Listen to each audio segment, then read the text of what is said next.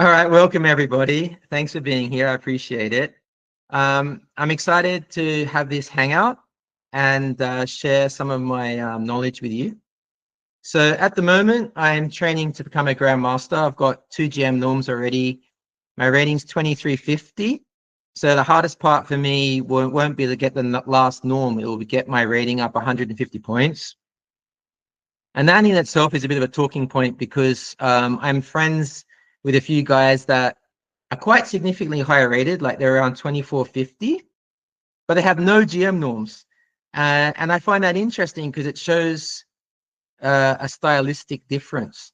Does anyone of you guys want to guess what's going on? Like, how come I'm rated quite a lot lower, 100 points lower, but I have 2 norms, and they're rated higher than me and they have no norms? So what would you say about the players' styles and maybe what they need to work on? Yeah, Luca. Are you like taking more risks, more giving yourself more chances to win? Yeah, that's absolutely right. Yeah, Raj? Yeah, I was going to say like consistency and variance in play. Like sometimes you might have like really good tournaments, but also really bad ones, but they're like consistently at a more better than average level, if that makes sense. So Yeah.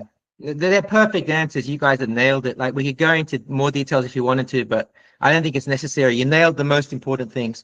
And so what that would mean from my point of view, focusing on myself and trying to get up, is it's basically, as Magnus Carlsen talks about, chess players have a ceiling and a floor.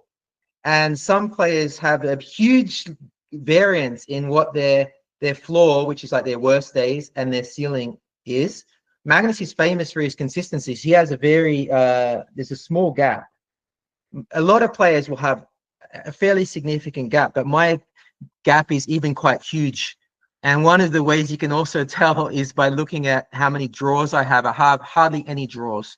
So for example, we'll have a look against a GM where I beat a Grandmaster, Lars Oscar Hoga, 2 weeks ago.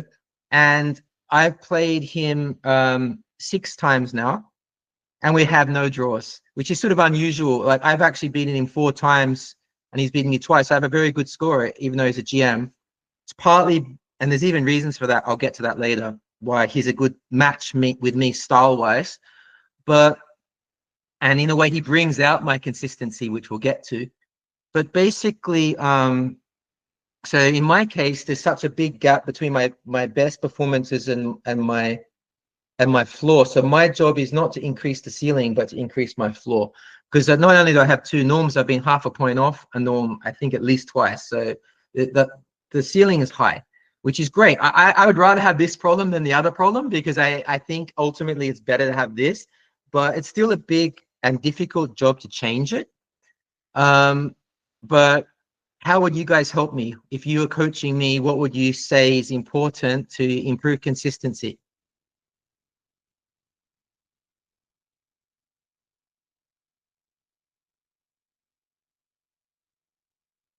Meet, go for it. I guess good consistency during tournament games comes from accurate evaluation.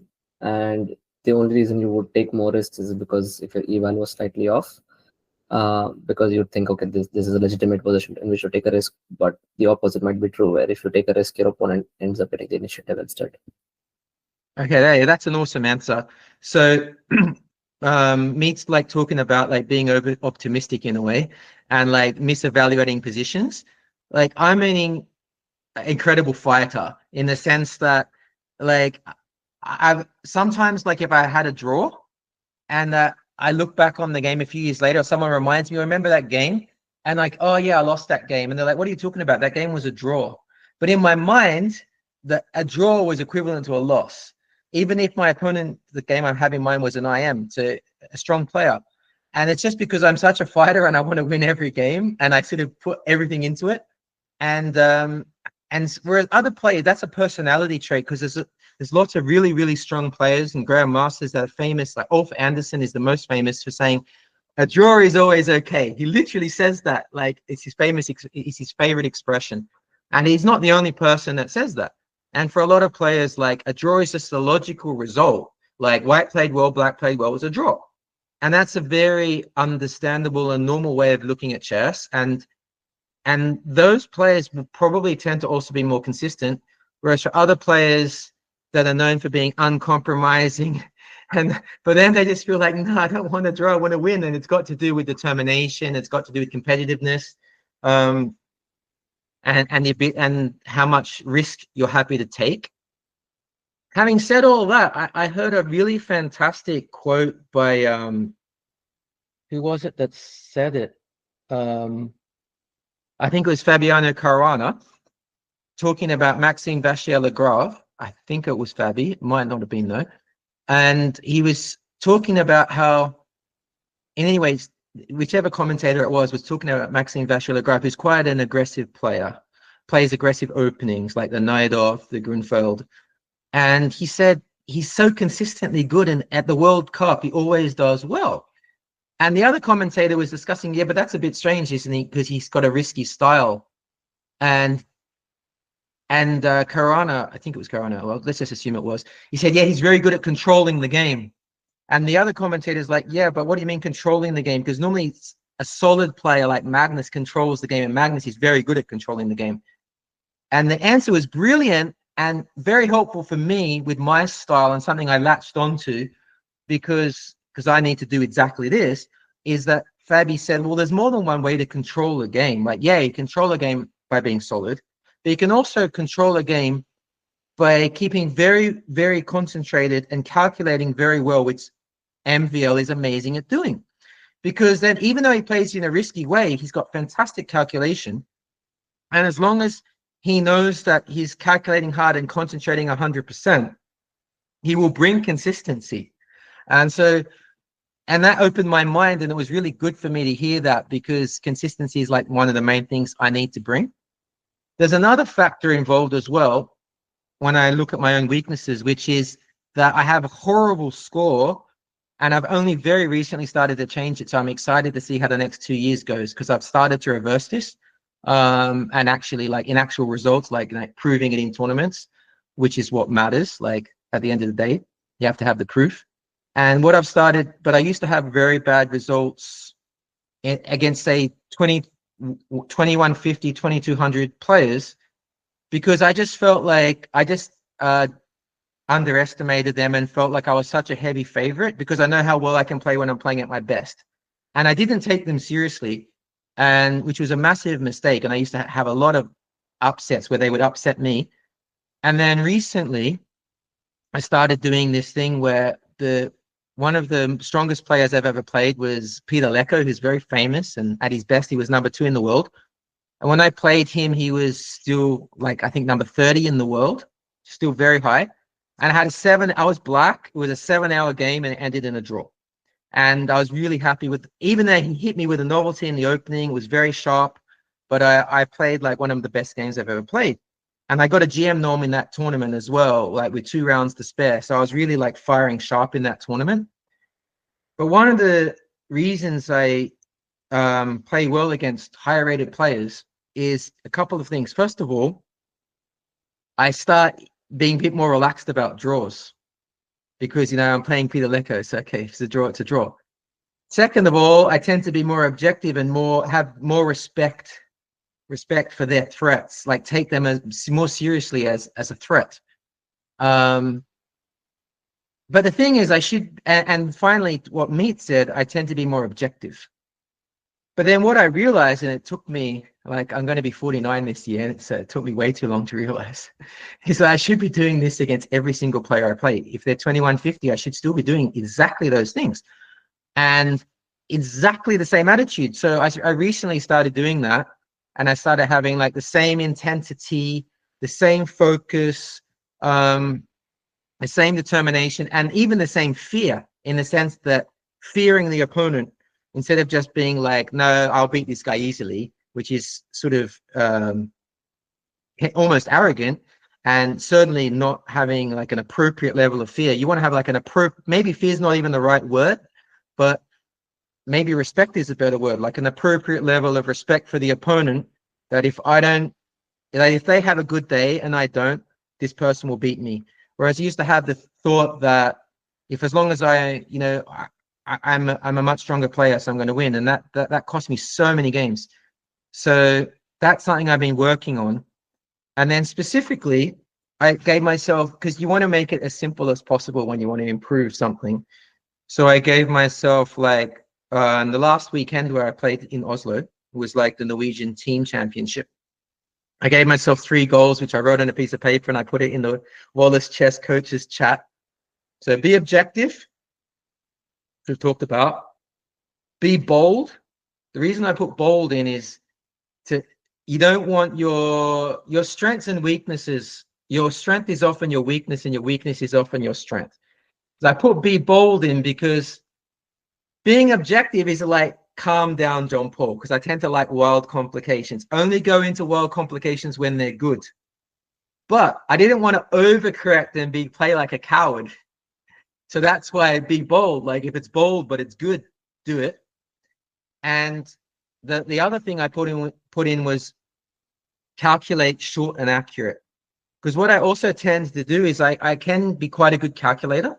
I think it's one of my strengths is calculation. But calculation and tactics are actually really different, which I didn't know for many years. Does anyone want to explain what the difference between calculation and tactics is, or have a guess if you're not sure?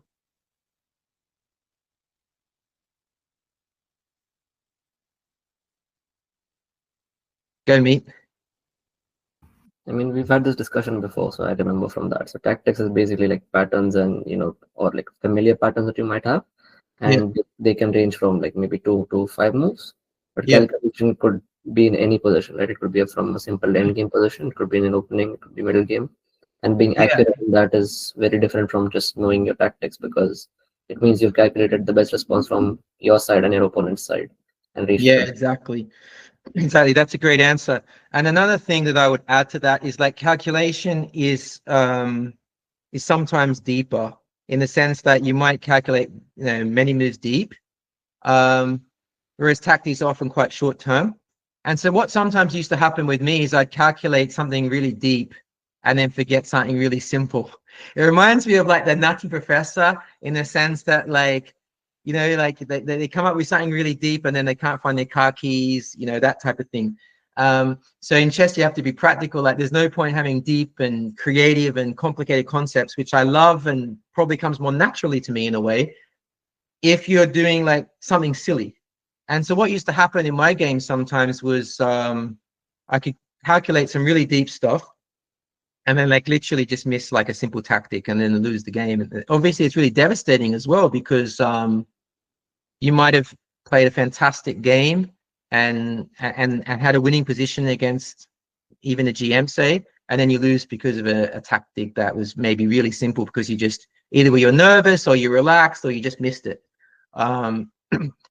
And so consciously reminding myself to keep calculations short and accurate is a big one. And I think it's one of Magnus Carlsen's biggest strengths.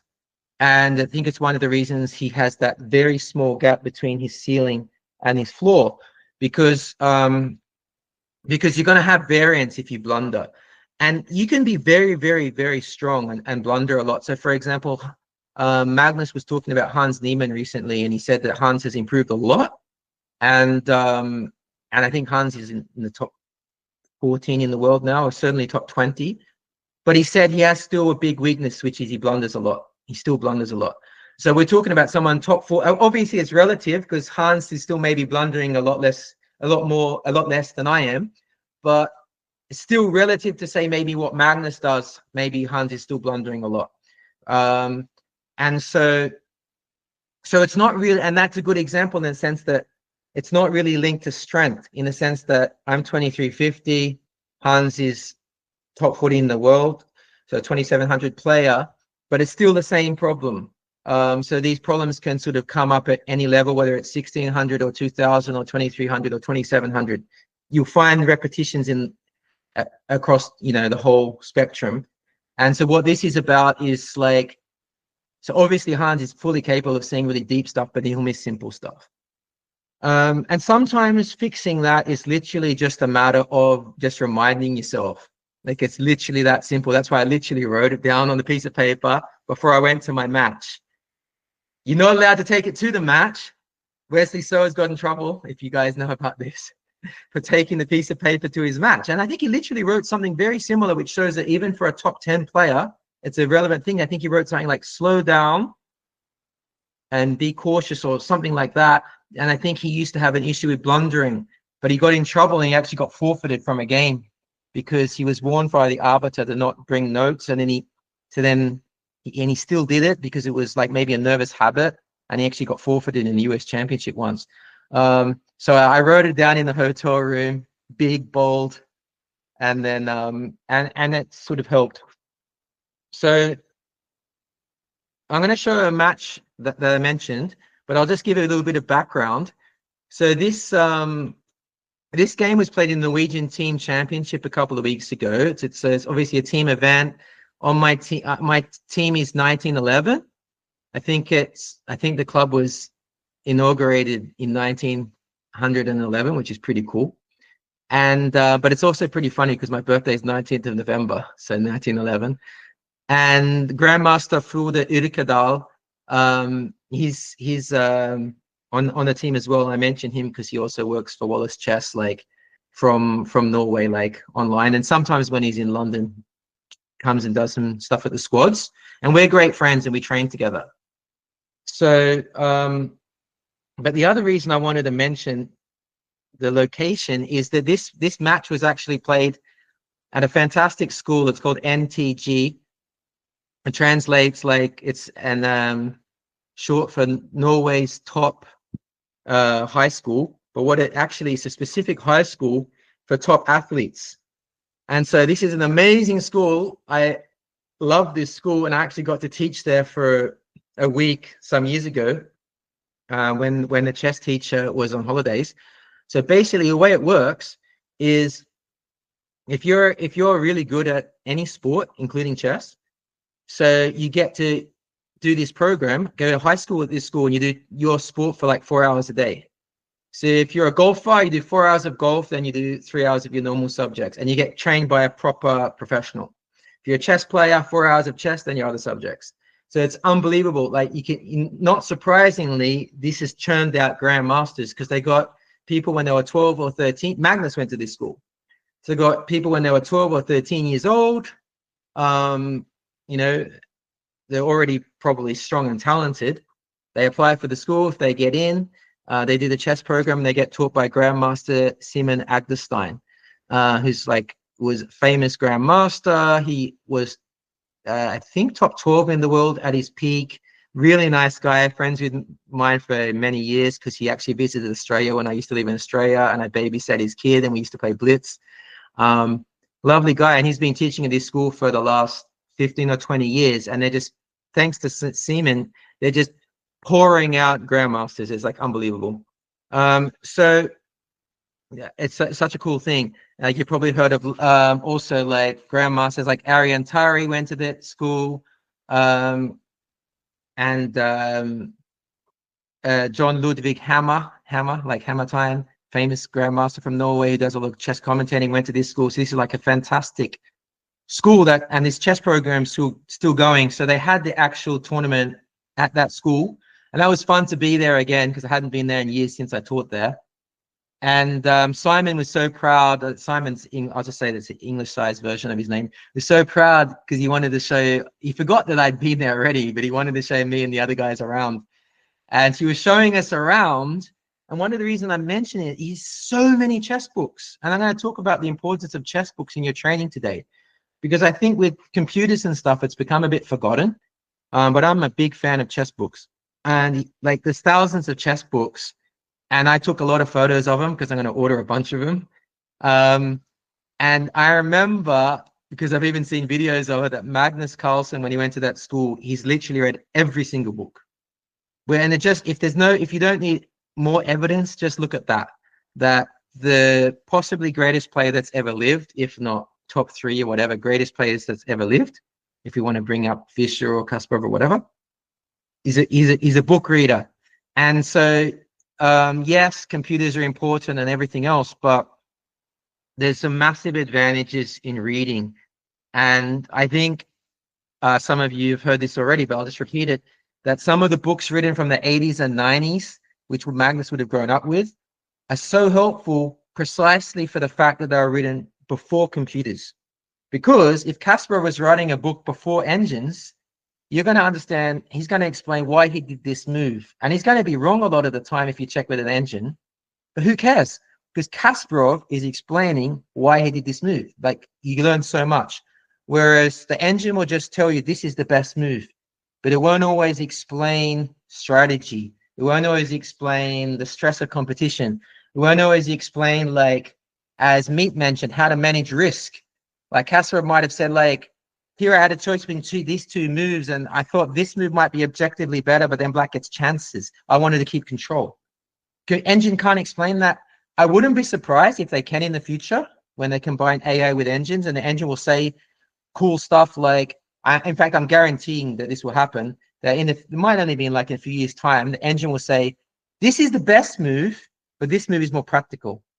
But at the moment, engines can't explain that. So books from that period are amazing. So what I've started doing is just going on like Amazon, get secondhand books from the 80s and 90s written by like grandmasters from that period. So yeah. So I'll dive in and we can start looking at some chess. So I mentioned my opponent is Lars Oskar Hauge. He's actually one of Frude's best friends as well. So that's pretty funny. So normally me and Frude prepare together, but obviously I didn't ask him for any prep advice because I'm playing so two of his best friends were playing each other. So I kept that neutral. And, but as I mentioned, I have a good score against Lars Oskar. And there's a reason for it, and it actually links in with my strengths and weaknesses of what I need to do to get better. He's very famous for being very aggressive and very tactically sharp. Go figure. How it's now straight away obvious why I perform so well against him. I respect him because I know if I make a tactical mistake, I'll lose, guaranteed. Because of that, I'm careful and objective, but I still rate myself. And I still go for him. I do it in an objectively correct way, and I'm careful and I check all the tactics. So what that basically shows is, well, John-Paul, why don't you do that against everyone? Which is clearly what I need to do. But it shows that when I have that right mindset, like it's almost like he forces me to take care of my own weaknesses. So what I need to do is force myself to do that when I'm playing somebody less threatening. So let's jump in and see how the game went. Like I said, I haven't looked at it with the computer. So, oopsie, that was the final position. So let's go to the start. So I've just put it in training mode so we can't see the notation because I don't want to, because then the chessboard's bigger basically. Oh wait, I have to share screen, so you guys can't see it yet, right? So let me just share screen.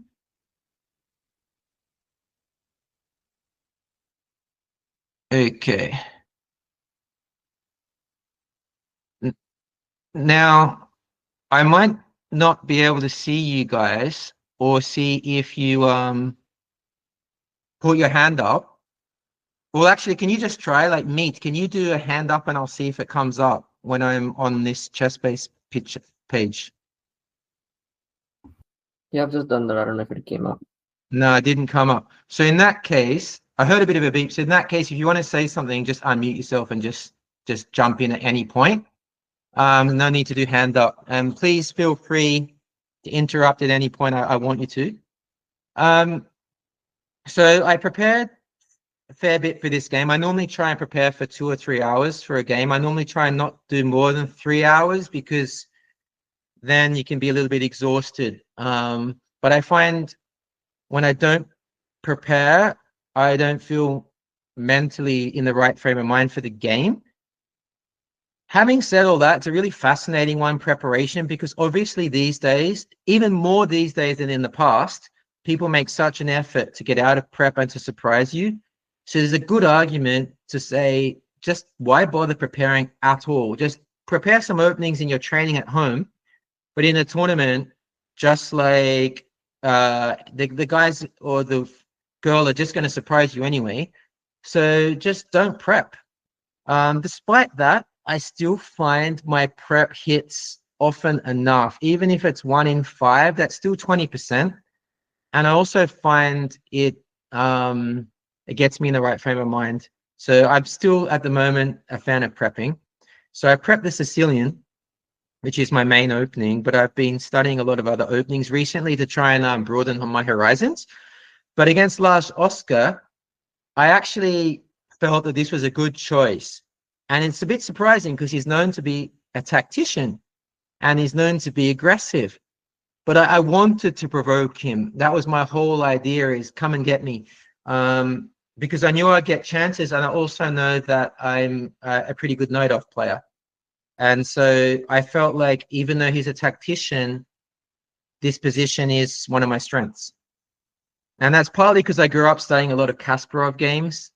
And Coach Bart, he wants to know more about this structure. I can recommend some books before I forget, which I studied when I was younger, but I still remember a lot of it. So you've got the books by Lev Polygaevsky are absolutely fantastic. He wrote several books on the night-off and the Sicilian in general, the Sicilian Labyrinth, and another book called, I think it's called My Variation or The Variation, but it's all on the Polygaevsky variation of the night-off, which happens, by the way, after bishop g5, e6, f4, b5. And he spent a whole lifetime literally studying this opening because it was before there were engines. Unfortunately, engines now say this is +1. And fascinatingly enough, he felt deep down that it probably wasn't quite sound, but it was so complicated.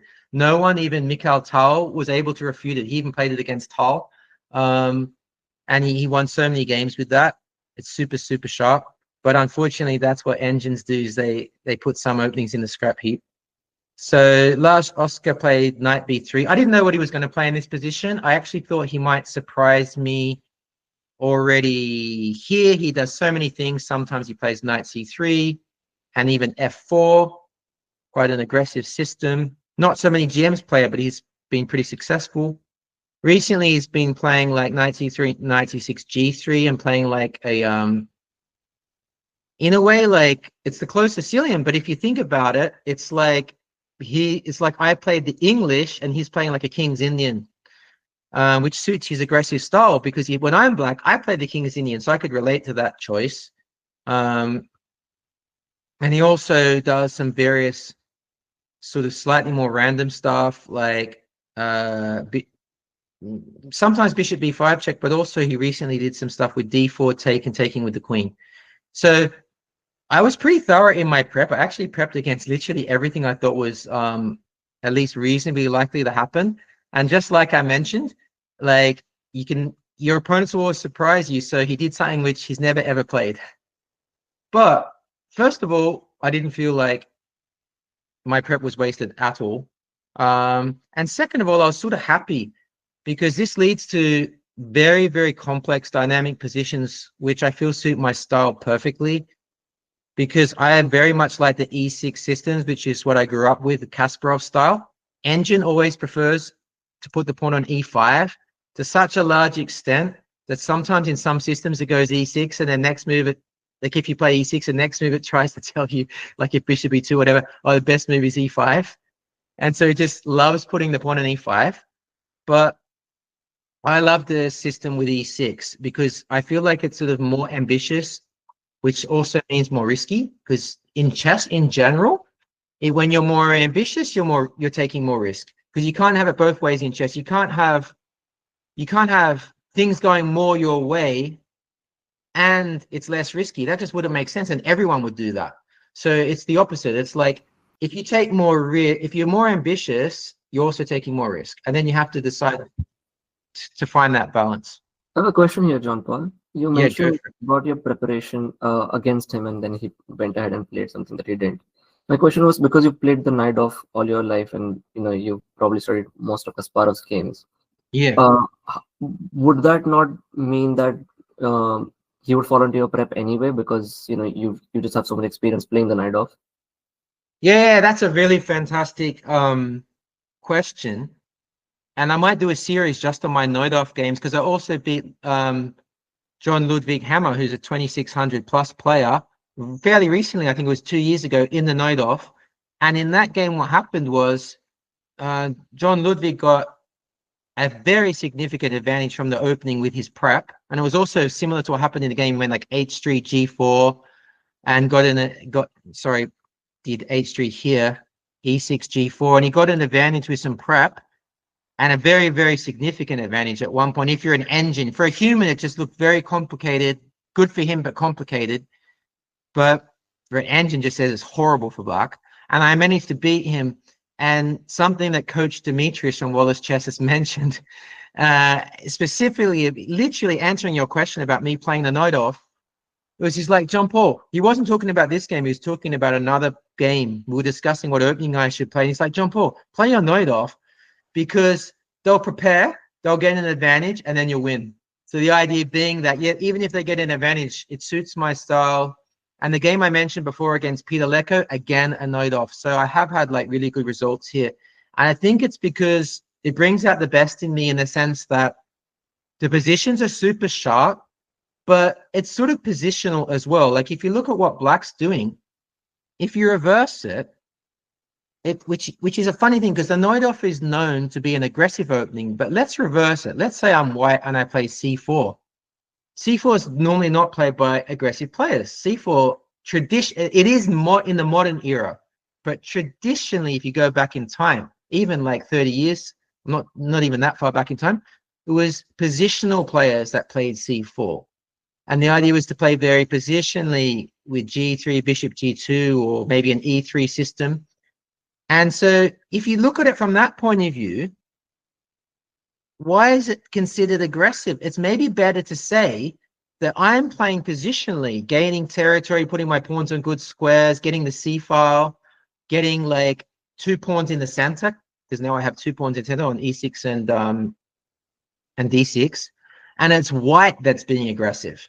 It's considered aggressive in the sense that I'm taking risk, but in a way, I'm being positional, and I'm taking risk by allowing white to attack me. Does that answer your question? Yeah, that makes sense. So I was really happy when he played knight b3, even though I hadn't looked at it even in a while, because it suits my style really well. And the whole point of knight b3, by the way, which is it's slightly out of fashion now, only slightly, but it was in vogue a few years ago. The idea is it's actually preparing g4 after e6. And after e5, you might have extra options, like maybe you can go straight for the pin without having to do bishop e2 first. And if e6, we're going to go g4. And you can't go g4 straight away because it just loses a pawn. It's like white will have some compensation, but it's not the best pawn sack. There's a surprising move, rook g1 here, preparing g4, which is not a bad move at all. And there's h3 preparing g4, which was considered ridiculous for a long time, even though it was Bobby Fischer played it. And then recently, it's one of the main lines because the engine says, no, this is a good move. Everyone thought that Bobby Fischer's idea was garbage, even though it was Fischer. They thought that idea still sort of was pretty horrible. But the engine's like, no, it's actually a great move. But basically, this plan prepares g4, knight b3. And often you don't want to put the knight on c6 in the knight off. You often want to keep the option of putting it on d7, or at least have the option. So that's a disadvantage of going knight c6 here. And anyway, I love going e6. And luckily for me, well, it's not actually luck. Something I do in my training, which I don't even consider it training, I consider it just fun, is I go through a lot of games that I played recently just on my phone. Say I'm killing time, say I'm waiting in the store, or just relaxing on the couch in the evening or whatever. I'll go through recent games in Lichess, like Lichess broadcasts. And there was a game recently with Grandmaster Katikyan as white, where black played b5 and Katikyan played g5, and b4 is actually strong here. And this position is actually quite good for black. And Katikyan got a worse position with white, even though he's 2600 plus GM. And that was actually very useful knowledge, because even though I didn't have like thorough knowledge of this position, I had the mental note that I quite like the immediate b5 if g4. And the reason is, like, in these types of aggressive positions, every tempo matters. So for example, after g5, if I move my knight, white might consider not having to play a3. Whereas if g5, b4 is an issue, white might have to waste the tempo on a3. And then it's not just that white's definitely played a3 instead of considering not playing a3, but it's also I get this move bishop b7. And this is relevant because the bishop might not want to go to g2. I've got a funny feeling bishop g2 might be the strongest move here. Again, I haven't checked with the engine, but my instincts is probably bishop g2 strongest. I'm just hesitating if possibly f3 is better than queen e2. This is a bit more debatable. It looks a bit weird, but just again play g5 and solidify the center, because often you don't really want to. Because basically what I'm trying to say is I'm forcing a concession, because white does not necessarily want to put the queen on e2 in this system. It's often better on d2. You do sometimes put the queen on e2 in the Sicilian, but it's normally in the bishop c4 systems. You also often don't want to put the bishop on g2 because sometimes it's just not that great there. So in an ideal world for white, I would be compliant and say I'm a bit more compliant. I play knight c6. He goes g5, knight d7, bishop e3, b5. Now white would have a choice. You could either ignore b4 and just let me play b4, or you could play a3. But then after bishop b7, white is not going to play bishop g2 or queen e2. White's just going to go queen d2. And like I said, he's not having to do anything suboptimal. Or you could even delay everything and just start attacking and keep the queen where it is. And maybe the queen can decide later what to do. And these might just seem like technicalities, but because the position is going to be razor sharp, every tempo will matter. And I like positions where every tempo matters, by the way. I'm drawn to those types of positions. Magnus is drawn to positions where that's not the case. And from Magnus's point of view, it's stylistic. He will think, like, I'm a stronger player, so it's better to minimize risk for both sides and have a position where every tempo is a little bit less meaningful. Then if I make a slight slip, it doesn't matter because I'll catch up later. Which makes sense for Magnus. Whereas for me, it makes sense because I love dynamics. And so for me, my strength is dynamics, and my strength is like feeling where every move matters and making the most out of a position. And I definitely got that from Kasparov and studying his games when I was younger. And so for me, it makes sense to go for these types of positions. Any questions so far? Just feel free to jump in. So after b5, Lars did play a3. Oh, by the way, I just want to mention how computers have changed chess. So in the 80s and 90s, I studied a lot of Sicilian games, so I have a very good feeling for them. And in that time, and I studied also like from two main ways, Chess Informant, the Informata, which is basically a collection of all the recent Grandmaster games, and also New in Chess magazine. And from both of them, they're normally annotated by the players. So you're getting the annotations of the Grandmasters themselves. And occasionally people have wondered if sometimes they will be deceptive, to hide their secrets. But I think it's generally accepted that most Grandmasters were pretty honest and with what they said. So what I mean by that is, say they had a novelty in a position, they might not give the novelty in the annotations, and I would do the same. I wouldn't give the novelty, I'd save it. But that's not lying, that's just like omitting some variations. But they would be quite honest in the sense of, like, if they think a3 is dubious, they will say dubious. And what's interesting is back then, for many, many, many years, probably including the Lev Polygaevsky books I mentioned, they always said, and Kasparov, I remember, said the same thing, a3 is weak. Because the idea is that white is going to castle queenside, and you're giving this hook that when black plays b4, I'm actually going to more easily open up variations. What's fascinating is that engines love a3, and thanks to and these days, like, most people won't argue with an engine because they're like 3,400 strength. So most people will just say the engine's basically right, like it's like the voice of God. And so from that point of view, we can probably confidently say a3 is a good move. But that's just a fascinating little point, that how chess has changed. And that was definitely considered bad when I was like growing up studying these positions. But I expected it actually, because I know that it's generally accepted to be a good move. And now I was a bit curious if he would play queen e2 or bishop g2. I thought bishop g2 was still maybe a little stronger. But one of the reasons as well is black will often want to go rook c8 later and sacrifice the rook for the knight on c3, which is quite a damaging thing for white after you've castled. So just to put it on the board to make it clearer, like there's always a danger just to make some completely random moves. Now these are not the best moves, just to make some non-best moves. Like this is a classic, well-known idea, especially after white's castled queenside, is to do something like this. And this is pretty annoying for white. Even the engine will often say this exchange sack is pretty good. The engine's often like very much up for it. And that's another benefit of having the queen on d2. But also, funnily enough, the queen's just often just better on d2 for just other reasons as well. And so from that point of view, I think bishop g2 is maybe a bit more accurate. It will be interesting to check afterwards with the engine. Don't tell me now, please. I don't want to know what the engine's thinking, and it'll be distracting. But you went queen e2, and now there's a couple of different ideas. Like knight bd7 is always an idea. You can't do it yet because of g5. But what I could do is sort of go this way around,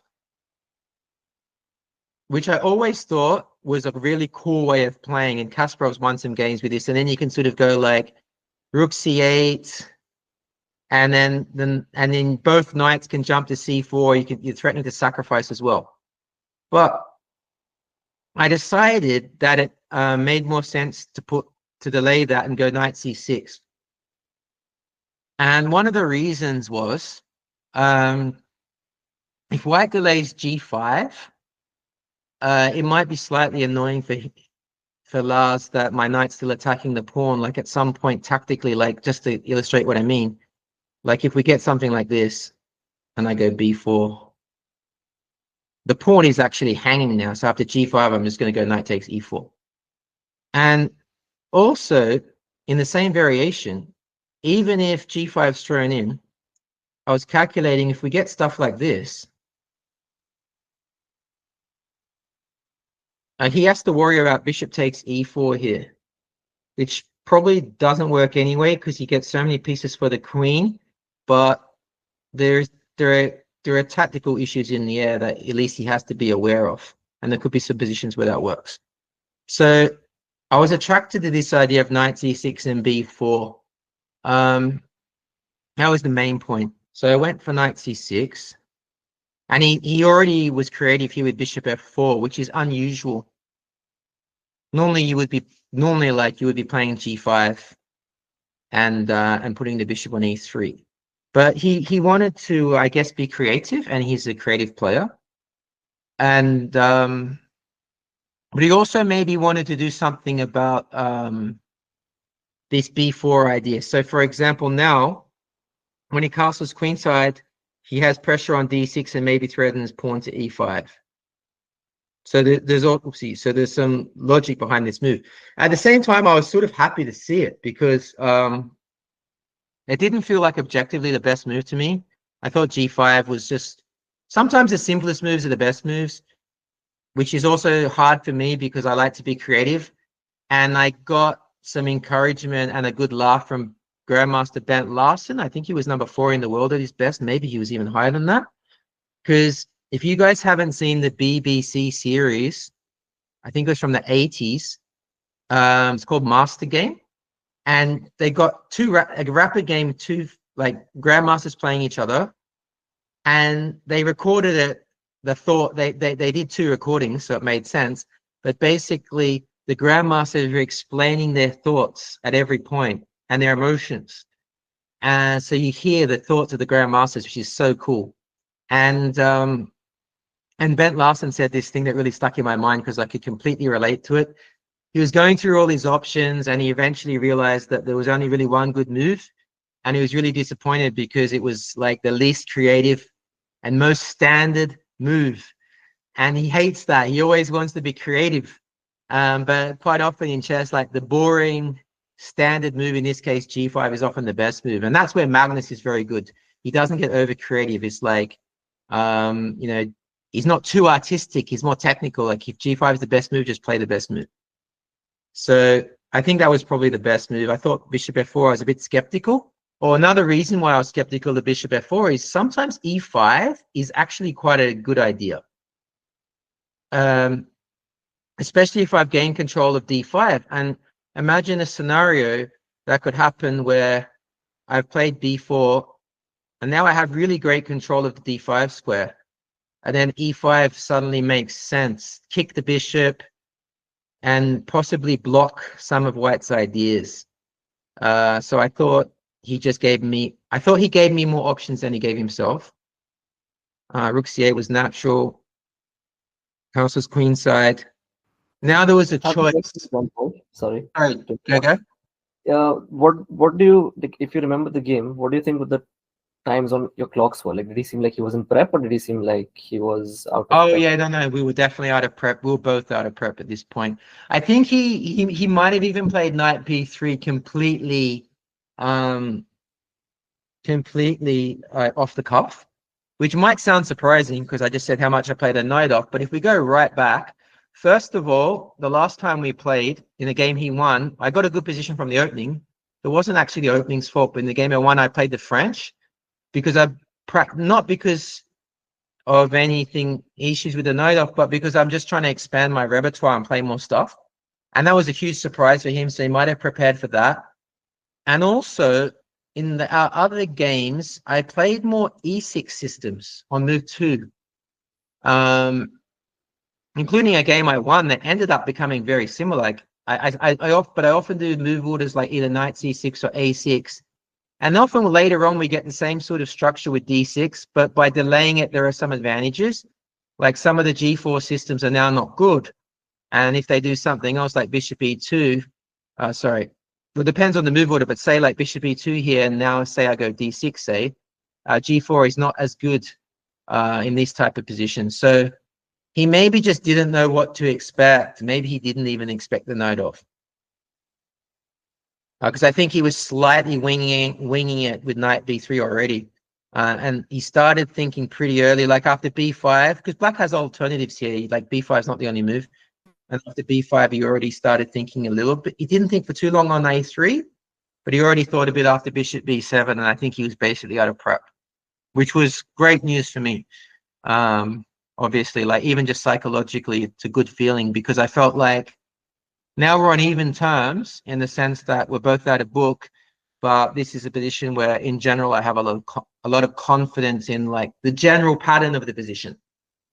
I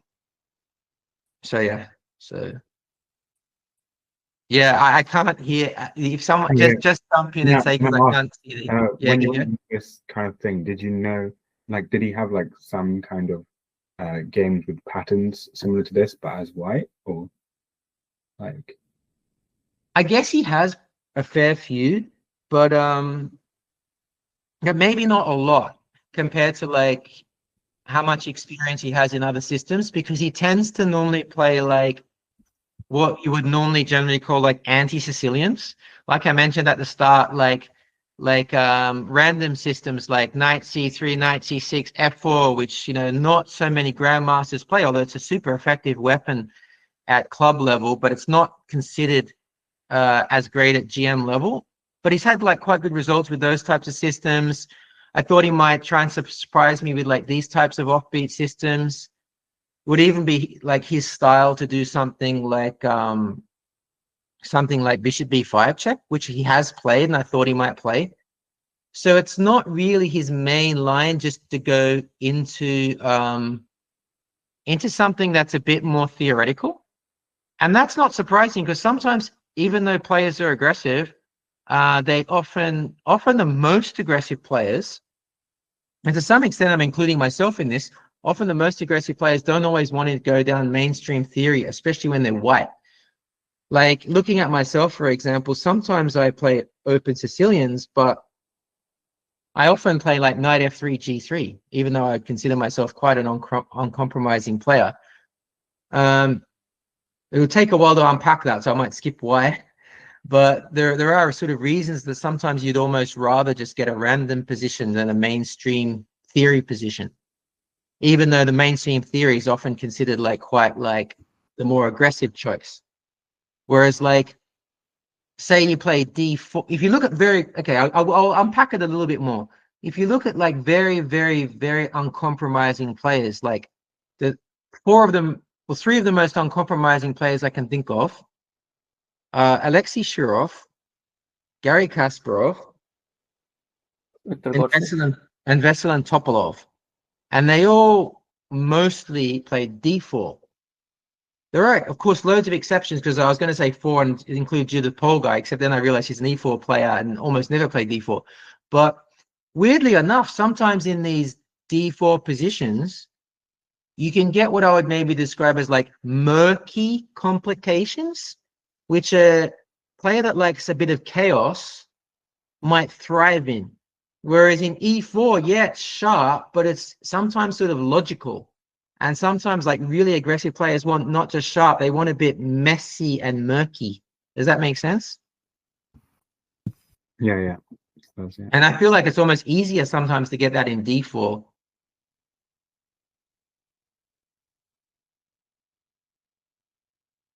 Any more questions on that or anything else? I just have one follow-up. Sorry. Yeah, go for it. You mentioned that earlier on in this opening when you were describing that a3 is preferred by engines, even though practically it just gives you like that b4 hook.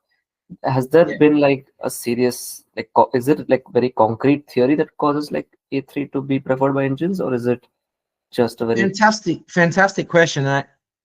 I think it's good to say the answer is yes. From the point of view that I haven't checked this with an engine, but I was actually shocked when he castled queenside here, because I felt like, and it'll be fascinating to see if I'm right or wrong afterwards, we can check.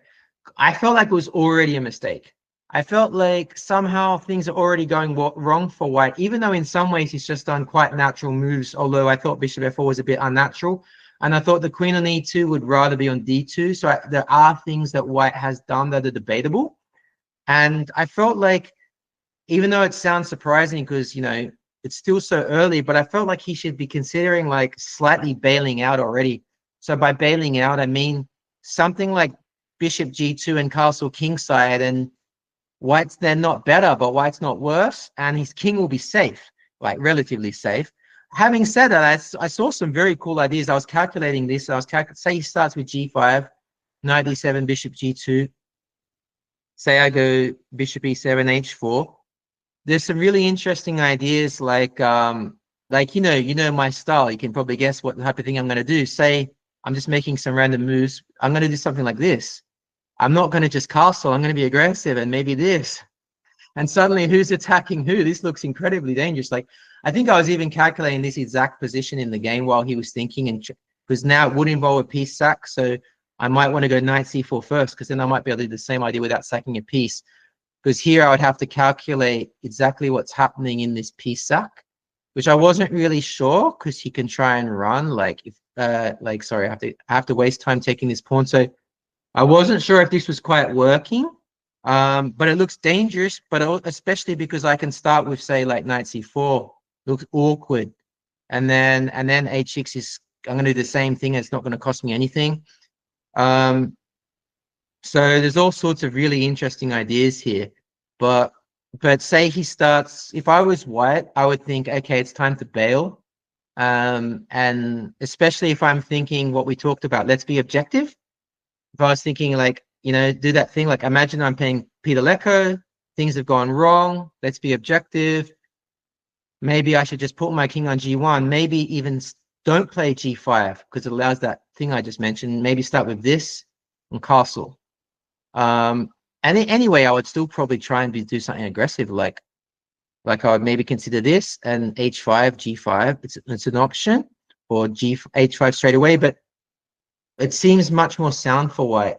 I just feel like when he castled, I can't be massively surprised, because it's consistent with everything he's done so far.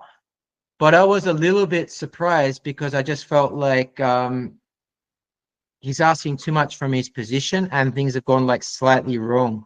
Because another thing is that if his bishop was on g2, I couldn't do this straight away because you would just have e5. But here, like, his rook is hanging, so I still checked it to make sure he has no tactics, but like he has nothing here. I can just take the rook and I can just be greedy and take it, and he just has absolutely no attack against me. So I feel like something's gone slightly wrong for him. And here g5 is just not working because now I will just take. And this is just working for me, I think. I think I was checking a bit in the game, but I think it just works because now the knight on e4, see, the knight on e4 is hanging, so it looks pretty hopeless. So I just felt like tactically this is a bit off. So long story short, I do think that it is a bit concrete, as you said. I do think that to say a3 is always a good idea might be too much. Having said that, like, a3 was probably still the best move, but it's maybe more that you still have to be accurate. So maybe I don't know if I'm overcomplicating the answer, but it might be that a3 is the best move, but you can't. But you have to be very accurate. Play bishop e3, put the queen on d2, so that there's no exchange sacks. These types of things.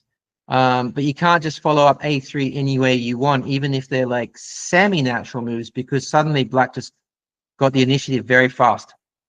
Now, unfortunately, here, Ruda told me, when I wish he didn't, because he knows, he knows like, he knows I don't like to know the engine lines after my games. I want to analyze the games myself first. But, you know, it was a bit of an accident because he said there was a better move here, and then basically, you know, the idea is that knight a5 is better, the exchange sack, which I think I did consider. And I think the engine likes this even more than what I did. But I don't consider it a big deal in the sense that, first of all, you're always going to make mistakes in games, slight mistakes. And second of all, it's sort of important to be practical and get the game flowing. So I think I was looking at that, but it's probably a bit impossible for a human to be able to tell the difference, like from a purely engine, like maybe your engine says like this is minus 0.7 for me and maybe minus 0.4 with what I did. I have no idea. And for a human to like see the difference between those slight is maybe like not worth spending 20 minutes or 25 minutes to try and figure that out. And maybe you still won't figure it out.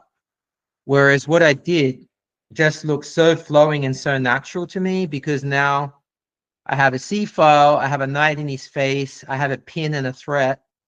And, you know, I mentioned right at the start that bishop g2 is a move you often would want to do without. And now he's going to have to waste time with that because of g5 knight e4. So I felt like I'm just getting such a good version here that there's no need to push my luck and look for something else, because I'm just very happy with this position. So I went for this. At the risk of giving too much info on that point or laboring the point, Luke McShane gave me a really cool, he's coached me in the past quite a lot. And I'm thankful to Luke. Luke, shout out. And he's like very, very famous and strong chess player who's beaten Magnus Carlsen in a classical game. And something Luke told me, which I think is super important, is that it's not so important if you saw the main ideas or the moves and say like there's 3 moves that are pretty good and you saw all 3 of them, that actually matters way more than if you pick the best. So if I didn't consider other moves, that would be more of an issue. But if I saw the other moves but I decided to go for this, that's fine. And there's no point like picking at hairs and picking, you know, that's like overdoing it, like almost being like too critical of yourself. Because like we're humans and we're going to make like little inaccuracies. But as long as you saw the candidate moves and assessed, okay, I have this, I have this, I have this, that's the main thing. Any questions on that? Because I actually think that that's something someone might want to unpack. But if there's questions, just jump in. So he went for bishop g2. It was hard to see an alternative because knight e4 is now coming, and I feel like things have already gone wrong for white. So he went for bishop g2, and now I played queen c7, which I was pretty happy with. In some ways, I don't really want to put the queen on c7. Nalomi, why might I not want to put the queen on c7? Because it would be on the same diagonal as the bishop, and maybe stops any pushes of d5. That is definitely true, but there was another reason. Do you want to have a guess of the second reason? I'm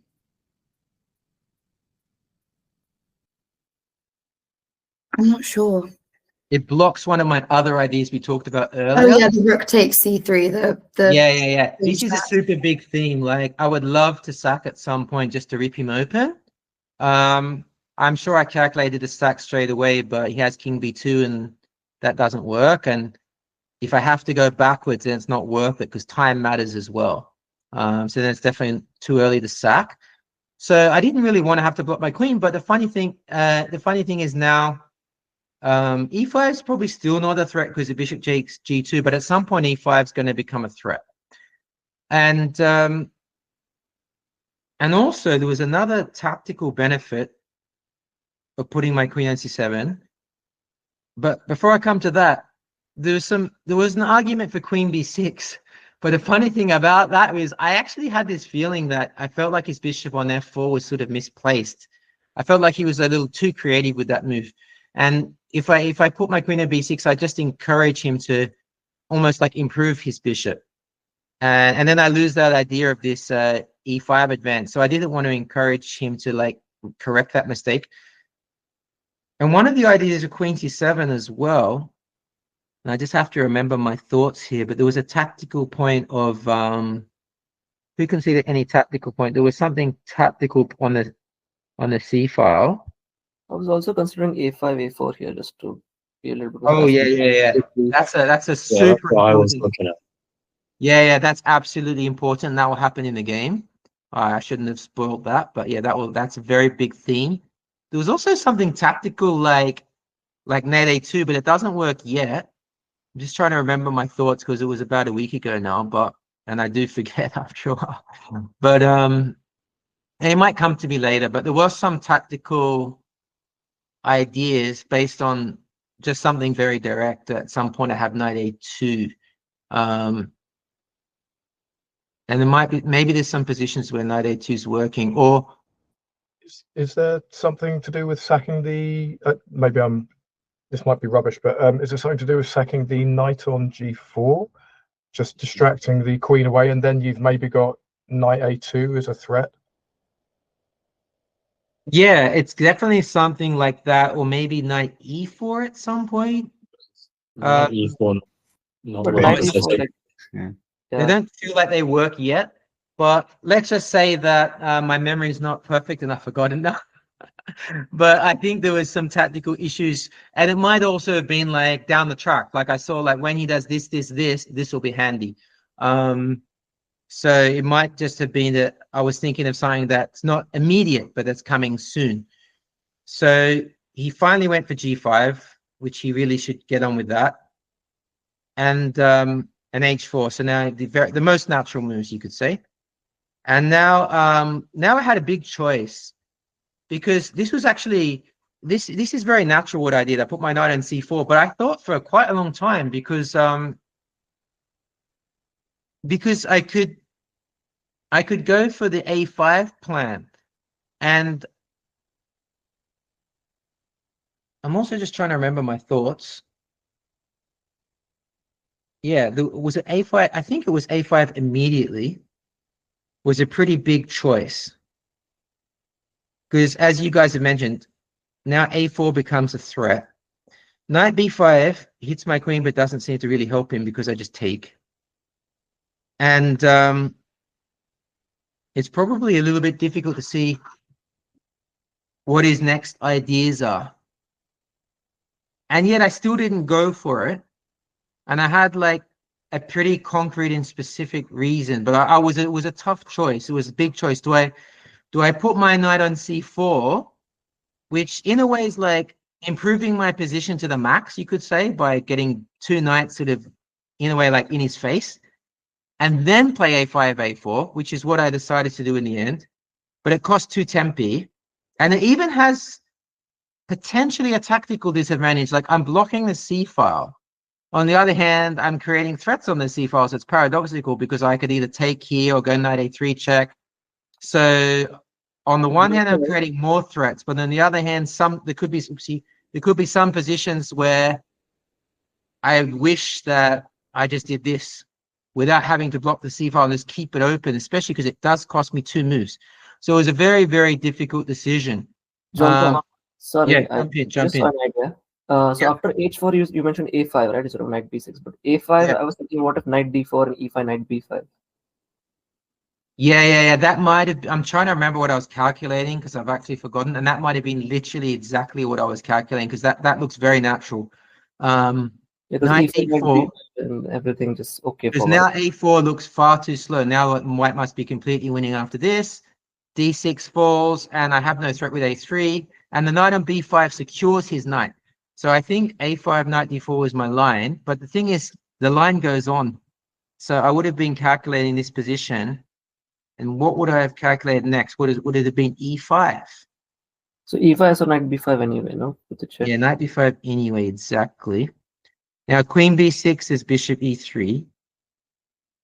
Yeah, and I stopped calculation there because I thought white is okay now, at least.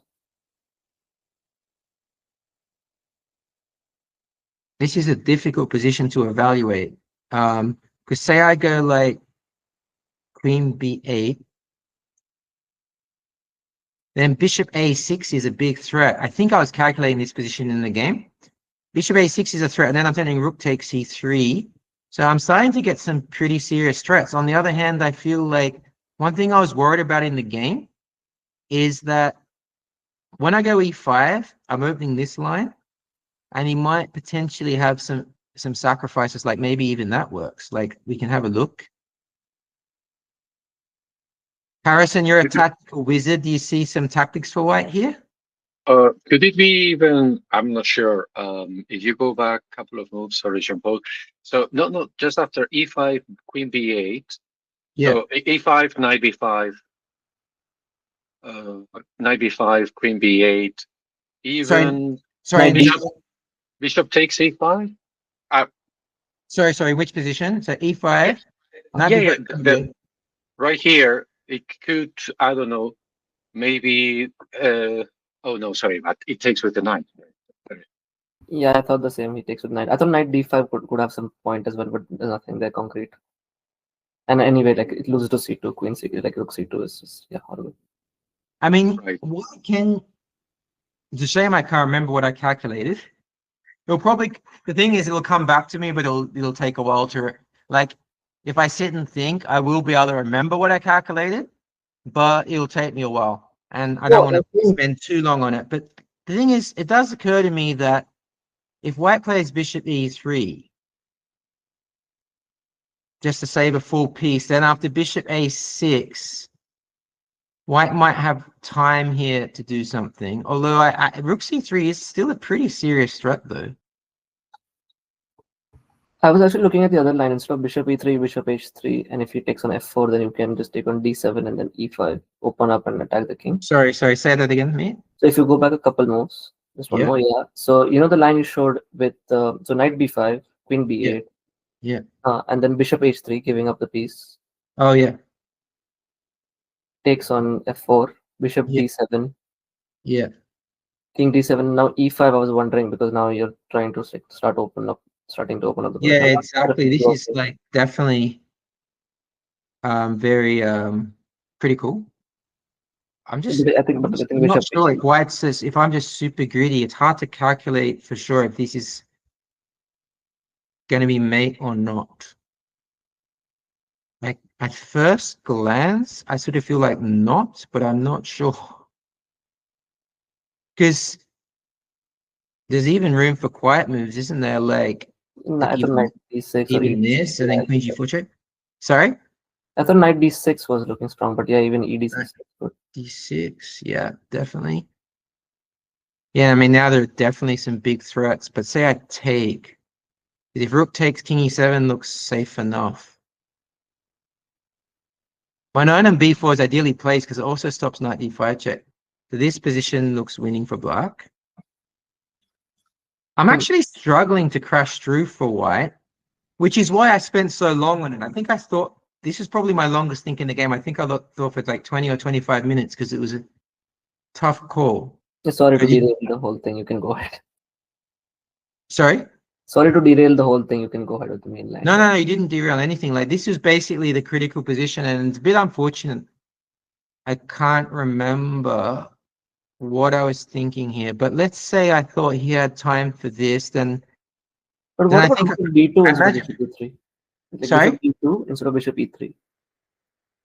Bishop d2, yeah, definitely possible as well. Absolutely, quite important. Because the point is after bishop a6, queen e3. No? Queen, but then I just take the knight. Okay. Oh, queen. But I'm just gonna take, right? Oh, queen g4, bishop h3 also doesn't work. Okay, never mind. Sorry, I just thought I saw something. Yeah, it's hard to make white's tactics work, but I wonder if I was calculating knight d5. I wonder if I was calculating this. It's starting to ring bells. And the idea was this way. But I was still checking this because then bishop e7, you see, and now I am still threatening a bunch of stuff. This is becoming super chaotic. But then knight c6, yes, that might even be the only move because, yeah, this is starting to ring bells. I think I calculated this position in the game, and I started thinking it was that. Well, I didn't necessarily think it was bad for me, but I started seeing chances for white as well. Can you not take here and play knight b8, or is it? Yeah, but say we go for this, at least here, as opposed to in some of the other lines, you can see a world where, like, white can be doing well. Because I sort of feel like I've lost my initiative, and he has this, like, I'm going to win a pawn maybe on c6, but let's just say for argument's sake, I win the pawn. Yeah. White now has a monster bishop, which will help potentially attack and definitely attack, but possibly even defend. And a pawn in such a sharp position might not be very relevant, especially if I've lost my light square. So I don't think I would be particularly happy. I think even objectively, the computer might like white here. Okay. Could I jump in? Do we have to absolutely. take the knight on d5 when they do that? Say that again. Do we have to take the knight on d5? Could we not just move the queen maybe to c5 or c4? Yeah, it's a fantastic question. I like queen c4 in the Lomi because I think now that white has pieces hanging, why don't we just swap off queens? Because then white's going to be down material if he goes for this. So this looks like a problem for white. Lovely idea, Nalumi. So after queen c4, yeah, it might even be a winning move, and I didn't think of that in the game. So maybe I remember I would have remembered if I saw queen c4, and I didn't consider that. So well done. And this is going to be interesting to check afterwards if I literally should have gone for all of this and missed queen c4.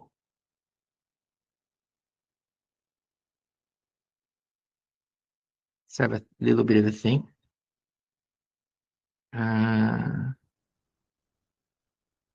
There are some interesting tactics. But queen g4 looks no good because if we take the knight, we're threatening mate on c2. So, and like this counter tactic doesn't work because our queen's protected, so we'll just be a piece up. So this is looking like really, really good after queen c4. So yeah, so maybe this was a good. See, if knight d5 doesn't work, I remember I calculated that and I was worried of the line I said, but I did not consider queen c4. So if we make this into something like educational, something I teach the kids is don't just assume automatic moves, and taking is very much an automatic move, or even taking with the bishop is a very automatic move. Whereas like you expanded your mind and looked at other options. So I like that. So I made the mistake of calculating an automatic move.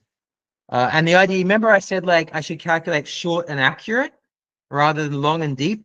One of the ideas of short and accurate, it's a huge idea. It's actually like an integral part of the short and accurate idea, is to look at more options. So in other words, rather than look at 2 or 3 options, 10 moves deep, look at say 5 options shorter, because you won't have time to calculate 5 options deep. But if you calculate like more candidate moves, even if you do that, not going so deep, you're focusing on width rather than depth.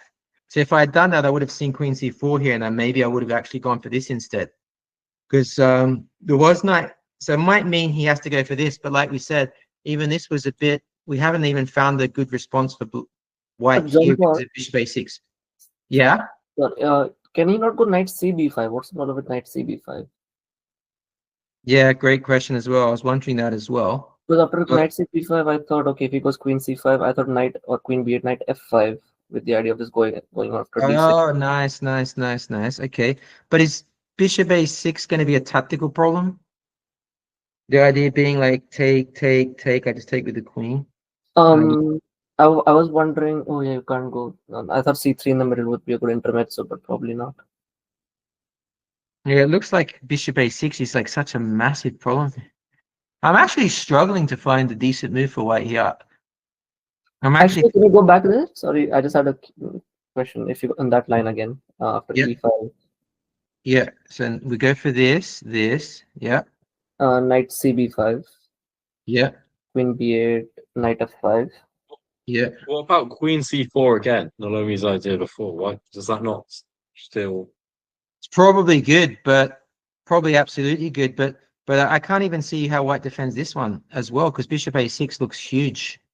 Yeah, so I thought knight f5, bishop a6, bishop e5, but again knight takes probably. Yeah, I can take. My idea was to go. And also rook takes c2 is in the air, so it looks like this is too much, I think. So maybe after a5, I mean, it's possible knight d4 is not even the best move.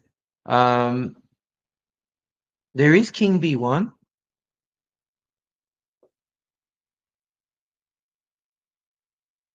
But then can't you just crash through with a5, a4, a4, a5, sorry, a4, a3? Well, it's a question, because after a4, first of all, it's not clear immediately to me that this is a bad move. We have to check it. But second of all, now you go knight d4, and it might be a much better version. At least the king's not in check, but we can check it. Can you not go? Sorry? After a4, can you not go knight b5 and take on d6? Oh yeah, now there's this as well. Yeah, exactly. Oh, although it's complicated, isn't it? What's happening here? Rook c2 or knight c2? Same. Good question. If knight c2, knight a5 might be quite good move. Hits the bishop, and then knight d6, as Raj said, is coming. This looks okay for white at first glance. And if rook c2, then white's getting a lot of tempi. Now this actually looks okay for white. So maybe king b1 is actually the move. And I wish I could say what I was thinking during the game, because I really don't remember. Like, it's possible I was calculating king b1, bishop e7, and now knight d4. That is possible, because I wonder if those lines were working better for white now. I just don't remember. But king b1 seems sort of sensible. Yeah. Because, like you guys said, there's knight b5, but also it's not completely clear that even this is bad. I had a very general question here. Yeah. So after after a4, knight a4, in situations like that, is it a good idea to switch your plans and go rook a8, or is it like or have you just committed to this plan for so long, so it's better to stick with it? No, 100% rook a8. Like my gut tells me this position is bad for white after knight a4. I said it's not completely clear, but I feel skeptical. My gut tells me this is a bad position for white because of the exact type of thing you said. Like, I don't think the pawn is very relevant. And I think, like, even if I just went bishop e7, which I doubt is the best move, it's like a bit of a lazy move, but even if I just go bishop e7 and castles, I feel like white's under a lot of pressure and the attack would come very fast. My gut instincts tells me white should go for this and hope it's a better version. Or what was the move? Oh no, Raj said knight b5, right? Yeah. That I think that is the move white should go for. Because now actually white's getting real threats in their position. Yeah, and white's not risking so much here. Like, white's not risking much because there's not this fork all the time. Like, here white's risking there's literally going down a piece and then you have to prove the compensation. But here, white's not risking a piece. Did you, excuse me, did you have inserted bishop a6 before a4? Yeah, Would that was a huge move. And I was calculating that's relevant for what happened later in the game. And I'm curious, and I'm trying to remember if I calculated this position in the game, and I just can't remember. But I was definitely looking at these ideas for sure. Because it's a great idea. It stops knight b5.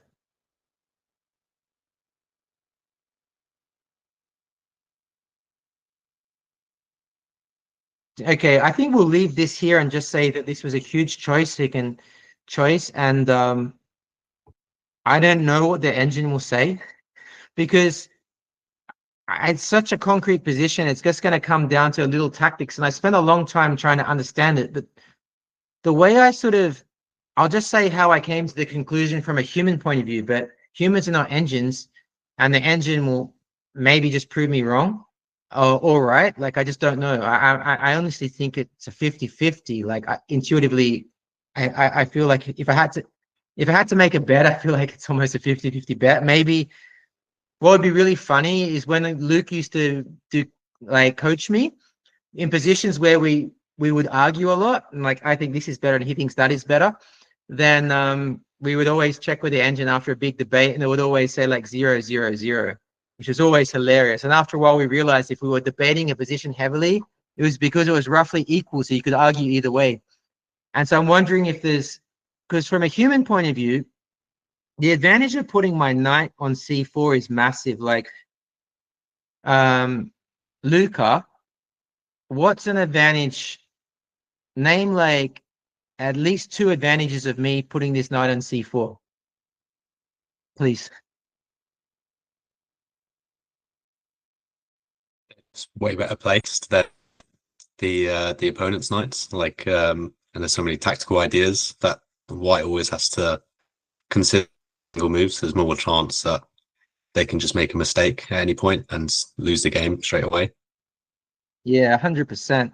And the other thing about it is it's actually tactically good. What I mean by that is, remember how like Raj pointed out that knight b5, knight takes d6, like especially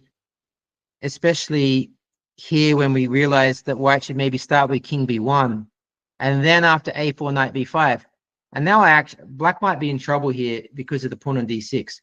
Whereas if I start with knight b6, I'm actually protecting my d6 pawn as well, so I'm not only attacking, I'm even defending against one of white's ideas. And then if white just does some like completely random move, or this is even what happened in the game, like knight b5 is not really an issue here because I can just probably was going to put my queen on b6 if I remember correctly. And like, what's his next move? Like knight d6 just loses a piece. It's not even a threat. And so weirdly enough, in the end, my idea was mostly like it was actually prophylactic in a funny sort of way. It was a combination. Like on the one hand, I'm like, if I put my knight on c4, my attack comes harder. But what really swung me was actually thinking of defense. What really swung me to knight b6 was thinking, After a5, I am exposing myself tactically to this, and there's no sort of return to that. Well, I can try the king bishop a6 idea that Manuel said, which is a very important idea, and it happened in the game. But I'm a little bit like playing, like, how do I explain this? It's a little bit playing move by move, and if it works, it works. But if it doesn't work, I could regret it big time. Whereas my philosophy was, well, why should I risk that? Talking about what Meat said right at the start about risk management. My idea was, well, why should I risk that if I actually believe that my position is very healthy here? If my position is unhealthy, I should risk it. But I feel like my position is healthy and good. So why don't I just play a bit more like securely, put my knight on a super good square, which attacks, but also gives my position some defense, and cuts out his knight b5 ideas. So again, I'm not saying I'm right or wrong, because the engine doesn't think like that. That's why I said I love the books from the 80s and 90s, because I just explain as a human. The engine might say, John-Paul, that's complete rubbish. a5 is just clearly better for black, and it's the best move because the lines work. But a human might think like, oh, those lines are complicated. I might have missed something. I'm not sure. I have a good alternative. Why shouldn't I just take the good alternative? So that explains why I did that. But I'm fascinated to know what the engine will say anyway. And now knight b2 is a threat, and he has to take some time out and either go bishop c1, which I thought was the best move, because I just don't think the bishop on f4 is any good there. So why not just put it back on c1? Or the move he played in the game, rook h3, which I thought was a mistake, because I felt like this move made. Unfortunately, we can see dubious sign next to the rook h3. What happened there is the engine automatically annotated it on Lead Chess, where I downloaded the game, and I asked it.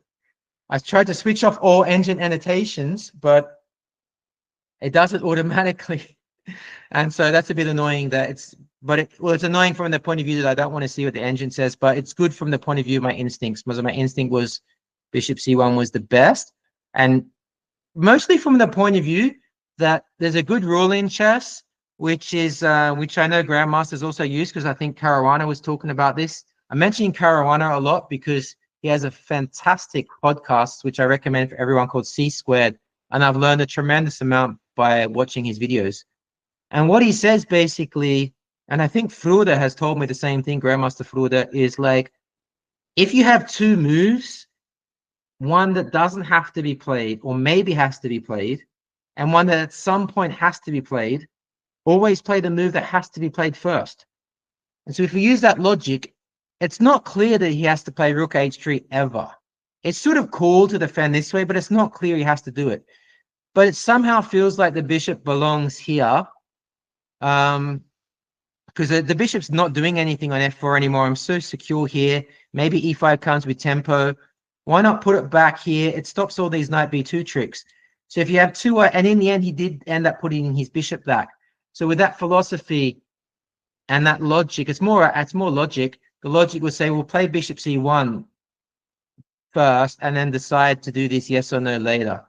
And maybe you'll never do that. Maybe the rook is just as useful where it is as it is on h3.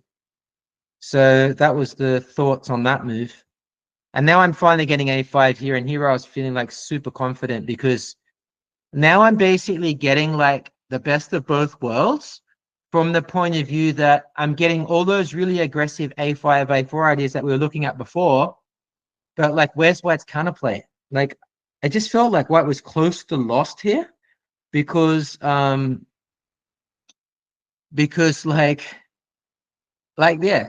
where's his threats? Like, he's not actually close to attacking, which is a bit unusual for the Sicilian, because normally White does attack black first, and then I have to defend for a bit, and then I get my counterattack.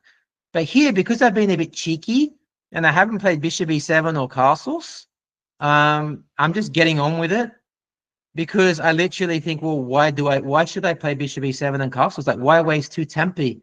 Like, it's not even clear to me that I need to make those moves. It actually put White under tremendous pressure, because it's very hard for him to basically prove that to take advantage of the fact that I didn't develop, when I'm just like gunning down here very, very quickly. And I even thought objectively, like in the sense of like if you click Stockfish, I even thought he might be busted here. So he went for bishop c1 now, and now bishop a6. Manuel's move comes in, and now is an instructive moment because he went queen g4, which I thought was maybe the losing move. Does anyone? This is a bit more of a complicated question, I think.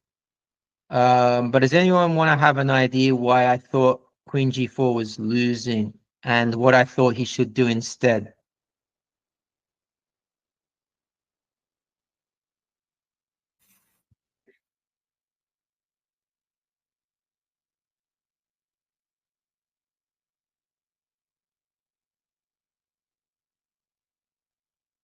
And take your time because obviously I spent a few hours on this game calculating a lot. So during the game, you get a feel for the position. In a lecture like you guys are in, you don't get that feel. So it's harder to come up with moves. That's normal.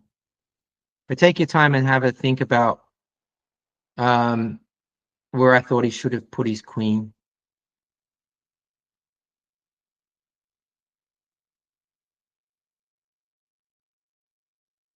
I guess queen g4 leaves like the c2 square undefended, which could be a problem like in the future. Yeah.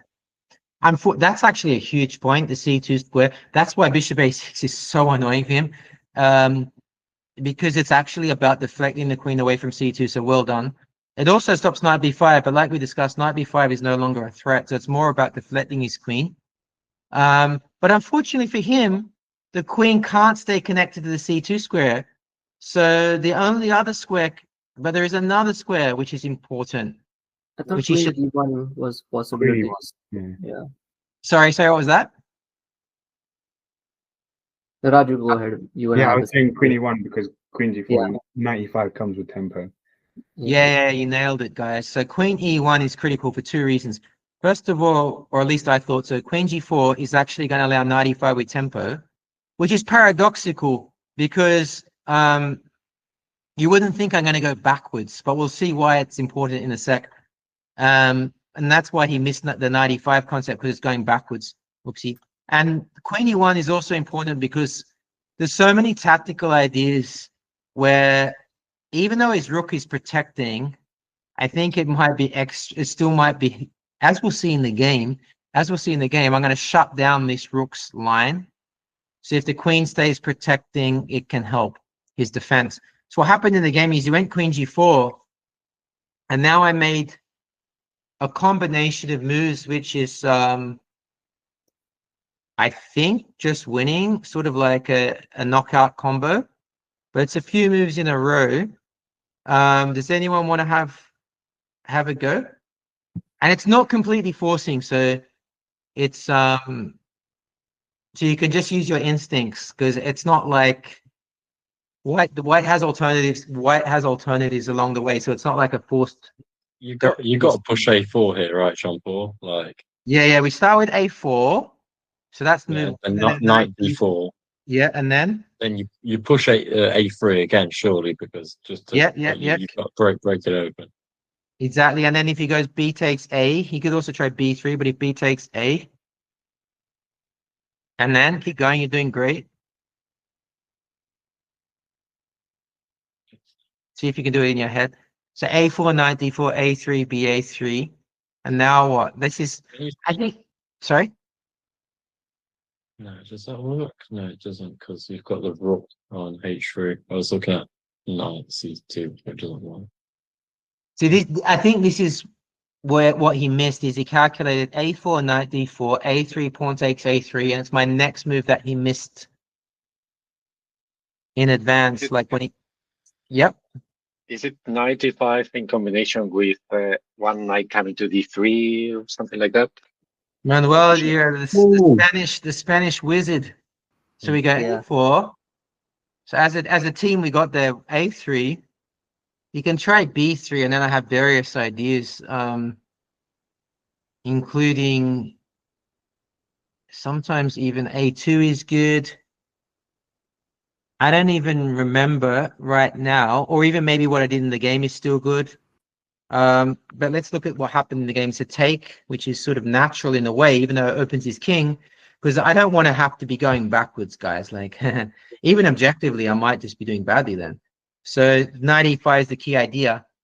And now it's like really, really great that his queen can't go anywhere to defend. Like, he would love to go back to e2, but he can't. His queen has to actually go to some pretty awkward squares, like queen h5, g6, the queen's trap, which is sort of funny. And so you went queen g3, which is like a terrible square for the queen, but I thought maybe the position was desperate enough to try like a piece sack. But it's not really enough, like for different reasons. And like I have like there's more than one reason, and I can't really remember in the game what if I was attracted to queen b8. There's queen b8, for example, and I have discovered checks, and there's also like I can just probably just go queen d7 as well. No, but queen d7, knight takes g7 might be a chance for him, because then he can swap queens, and then the knight on b4 hangs. So I think I wanted queen b8. The problem for him is I can even just take, and I don't think he's doing great here. No, but this is again not. Then he can take and take. Sorry. Yeah. So I think with all that in mind, I was just trying to remember my calculation. I think it was queen b8 I wanted to go for, or queen b7. Sorry, maybe it was queen b7. I think that's the move I wanted. Yeah, that rings a bell, because now I have a lot of threats.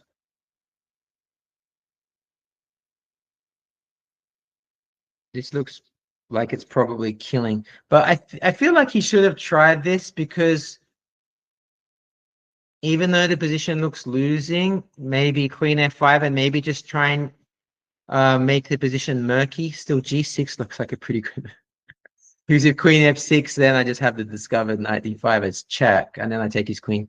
Maybe it's just hopeless, but I feel like John-Paul, what in the game felt a bit like what's the word when you're going along with your opponent? I think Raj has a question, John-Paul. Passive. yeah, sorry, I was going to ask, if knight e6, can you not take the queen on g4?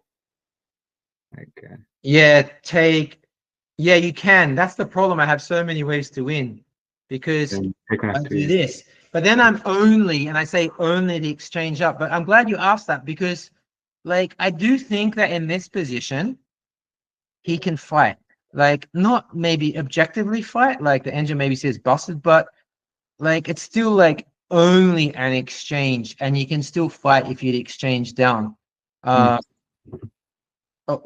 Well, because what happened in the game was he went queen g3, which in a way is the most natural move, but after knight d3, like, yeah, he's not a exchange down or anything, but he's just getting mated. Because now, like, and although I guess it's a difficult one, because maybe he figured he knows he's lost, and maybe he was figuring like, if I go knight e6, John-Paul has a few different ways to win. But if I go queen g3, I hope he doesn't see knight d3. And if he doesn't see knight d3, I can keep fighting. But that's a difficult to say if that's the best choice, because another way of looking at it is, if I go queen g3, I know John-Paul is going to go knight d3, and then I'm completely lost. So it's better to admit I'm busted and make it messy, and maybe John-Paul will not play queen b7, because I've got a feeling that's even better than being an exchange up. And if John-Paul goes for the exchange, at least I can fight the exchange down, and I should lose, but I can fight. It's a difficult one, because it's a hard call when you're losing to choose between evils. But I was happy when he went queen g3, say it like that, because I just felt like it makes my job easier.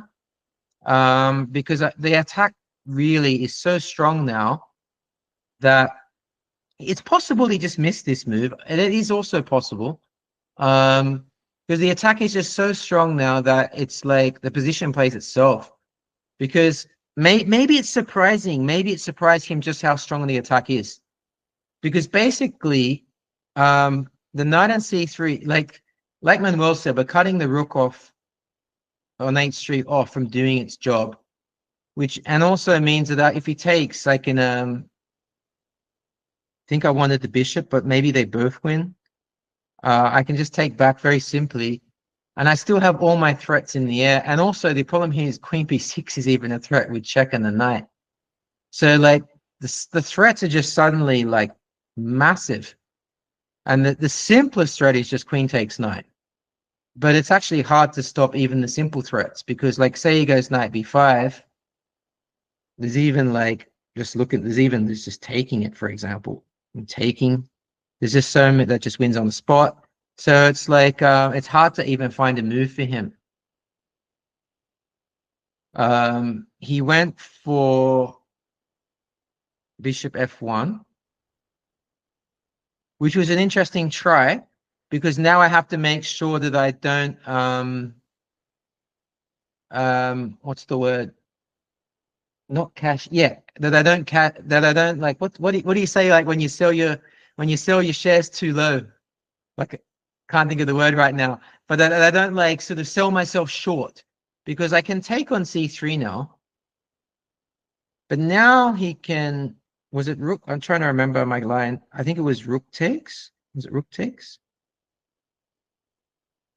No, that there was a line where I was only the exchange up, which is still a lot, but maybe it was bishop takes. I'm doing it this way. And here I'm winning because I'm the exchange up. So there's like absolutely no doubt that I'm winning. But you've still got work to do. And he even has like some positional compensation, because now like I haven't developed my pieces. John-Paul, Yeah. was it important, like necessary to take on d3? Like, did you not have rook b8 or something like that? Good question again. So if rook b8, it might not be an easy mate.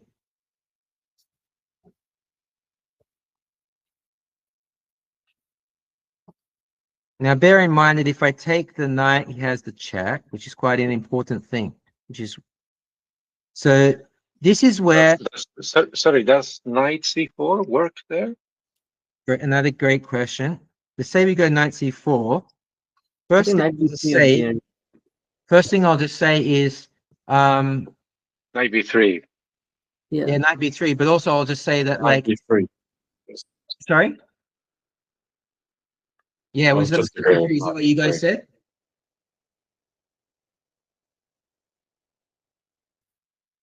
Sorry, can you guys hear me fine? Yeah. Yeah. Sorry, we were just saying knight b3. Like, Yeah, exactly. And you know what? This is where you got to be so careful against grandmasters, because as I'm sure a lot of you guys know, they're very slippery. They remind me of slippery fish. And you have a winning position, you make one mistake and you're not winning anymore. And like this position might even be better for white. Which is, you know, that's how quickly the advantage can slip away, because now I don't see any checkmate. And even though my pieces look sort of threatening, I'm not threatening anything.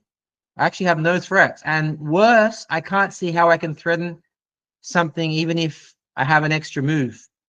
So it's sort of like the attack runs out of steam. I'm a pawn down, and he has now soon he's going to be like attacking me h5 g6, or maybe just swap off into an endgame or whatever. So you've got to be very careful against grandmasters, because they slip away.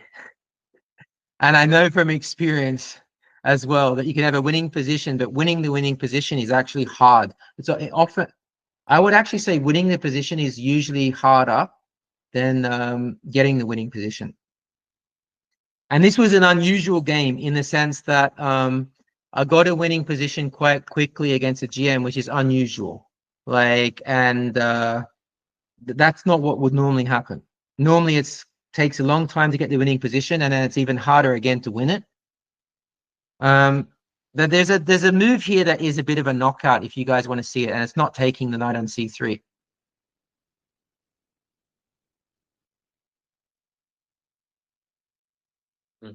Is it knight c? Oh, no, knight c1. Yeah. Sorry? Never mind. It doesn't work. Is it queen b6? Yeah, nice. This is the idea. Now we're going to take the knight with the rook. And that makes a massive difference tactically because Because if they block on b3, you take the knight with the rook, yeah, and then thank you. if they take with the bishop, can you not just sack on? Yeah, e2? yeah. We can either sack or we can even just do the same thing, but now that our rook's there, Yeah, you the take same the line, knight. the same line for white doesn't work. Yeah. We knight takes probably, and the same line for white doesn't work because with the rook on c3 now he can't take. So it's simply the idea. So the key point, which is actually not when you see the idea, it's simple, is that we want to take the knight with the rook, not with the queen, and that just changes everything. The position just completely lost for white now, but he still fought on.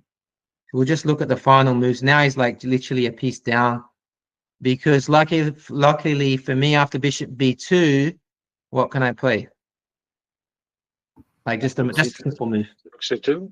Yeah, rook c2, so he doesn't even have any threats. He has to waste a move on rook b1, and now I'm a clear piece up.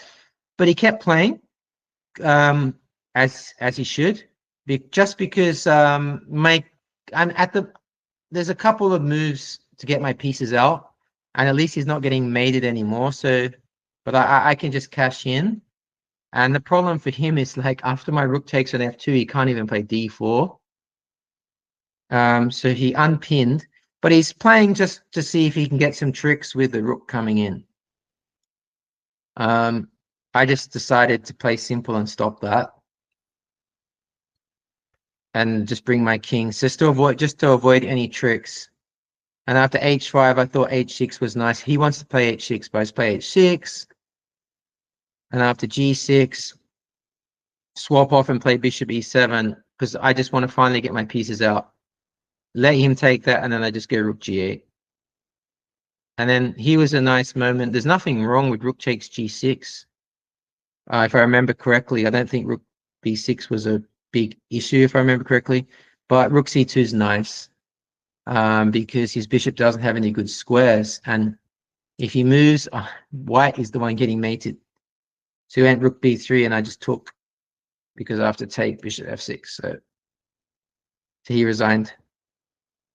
So pretty smooth game, unusually smooth against the Grandmaster, but that's what can happen sometimes in these Sicilians.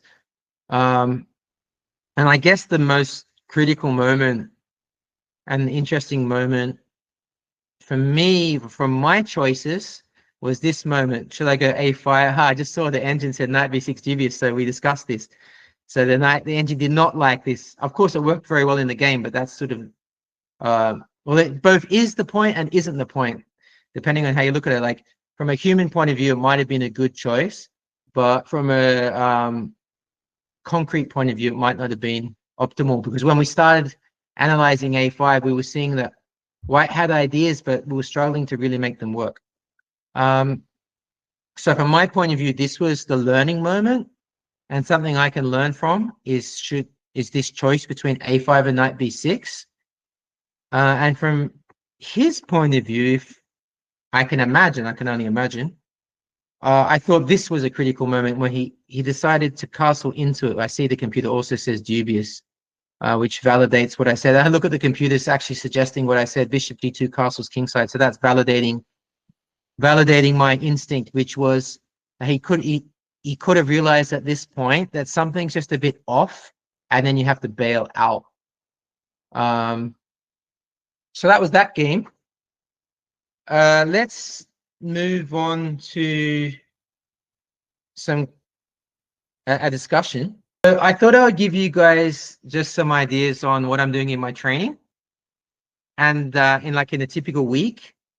And then also, and then we can have some questions and answers to finish up. So first thing I'll say is I've got this lovely book from my daughter Freya, which she made, I guess, inspired by her reading record at school where, you have to read books and stuff and then you have to write comments. So like inside it's like what you did and then comments and the date. Very sweet of her to support me like that in the road to Grandmaster. So for example, like 2nd of October, studying the Roy Lopez and put some notes on like what variations I looked at and what I thought was good or not good. So now you have no excuse to not study. Exactly. That's the whole point, to keep it like regular. And so I'm using this, which I think is really cool. I'm trying to do around 10 hours in a week, which sometimes I do, sometimes I don't do. I also have a 6-month-old baby, so it's a challenge there. And I'll show you some of the books I'm working at. I've mostly finished this book. I strongly recommend it. Jacob Orgard wrote it. Now, I'll tell you why this book is just brilliant. It's positional play, so it's not tactics. Although, what's so cool is some positions are tactical, so he messes with your head there. But that's a good thing because it makes you like you have to be prepared for everything. Like, yeah, he says positional, but you never know when one answer is going to be tactical. I don't think he did that on purpose. It's just that some of the answers I looked at are like, what's he talking about? That was just pure tactics. But what's so cool? It's just like literally just positions, and a whole bunch of positions from GM games, or mostly GMs. But then in the solutions, he goes through quite a lot of detail with quite a lot of prose. This is what I love about books. You don't have to read it, but you can see there's a lot of prose. This is what I love about books that were written before engines. Is Jacob Orgard is a Grandmaster who's become a famous chess trainer. And yeah, like I said, wrote this book before engines were strong. There were engines at the time, but they weren't strong. Certainly not like they are now. So it was written in 2003. What that means is I can check my answers against 2 sources. What the GM, so say there's a GM example, I come up with an idea of what I think you should do. It's so good for confidence because sometimes I came up with a solution that was better than like Vladimir Kramnik once, for example, and Vasily Ivanchuk, like Vladimir Kramnik was world champion. So I come up with, and that's good for my confidence because it's like, oh, wow, I can do this. And then I check the answer, and the answer that Jacob gave was like, say, what Vladimir gave. But I'm like, no, but I think my move's better. And I check it with Stockfishers, and John-Paul, your move was better. And so you're getting like, that's a confidence boost. Now, with a modern engine, you wouldn't get that because the person would have engine checked it and just said that straight away, or the answer is this. But now you're getting to test yourself against Jacob's answer. Sometimes Jacob's students, Mark Dovretzky, also strongly recommend him. And what he often does was famous trainer, and he trained like top 10 in the world players, or even higher. I think Yusupov was top 2. And then in his solutions, he sometimes says, oh, like in this position, like Dolmatov, who's a very famous strong grandmaster, Dolmatov's solution was this, but the other solution was this. And they didn't have engines back then. So it was a bit of a debate. Like some positions are so complicated, you could spend hours and hours without really knowing, whereas an engine is so strong these days, it will tell you the answer in like 10 seconds. So basically, it's such a nice experience for me, and it makes it more human and good for my confidence when I'm like, oh, wow, like I actually got the answer better than the author, but also even better than the player. Of course, I won't always do that, but it's happened several times, and that's a confidence boost. I do spend a long time on the answers though, which personally I recommend, but I guess that's a matter of taste. Like a lot of trainers will say, in your training, you should simulate the real game. So in a real game, you maybe shouldn't spend normally longer than 15 or 20 minutes. So don't spend longer than that in your solving. I'm not saying my way is the right way. I just do what feels good. And but that's often a good way to do it because Carlson does that in the sense of, not in the sense that he spends long on solving, in the sense that Carlson will do his training based on what feels good. And so what feels good for me is to spend, if it's a position is interesting and I feel like I haven't solved it and I haven't got to the heart of it, I'll spend 45 minutes or an hour, even though I know full well that I can't spend an hour in that position in the game, but I feel like I'm learning. And so that's also, in a way, not surprising that I will sometimes come up with a better solution than Kramnik, because Kramnik maybe thought for 10 minutes and I thought for an hour. But it's still good for your confidence, nevertheless. Another really good book, which is also recommended by Boris Gelfand, who's a a fantastic player, but also a fantastic coach. So I got this book because he recommended it. Is this one, The Best Move? And then these are for your guys' level, like for strong players, because there's a whole bunch of positions. Again, pre-computer. Again, I often come up with better answers than the authors who are grandmasters, which will happen. But I also get a bunch wrong as well. Don't get me wrong. And I love this book because it's a mix of positional and tactical. So and you don't know what you're going to get. It just literally says things like, can white take the pawn? Give a variation. Or another one is black better, worse, or equal? Or another one is like, what is black's best move? So it's very general questions, which is good. Whereas like most chess books will be like a bit too directed.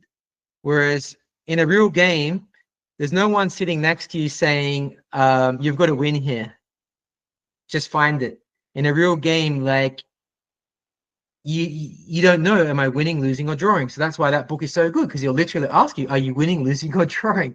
So it simulates more of a real game. Whereas a lot of books that are pure combination books, you know it's a forced win, and then you just have to find it. The problem with that is that's still good, don't get me wrong, and I do that training as well. But there's a big problem with that, which is in a real game, you don't know if the combination works or not.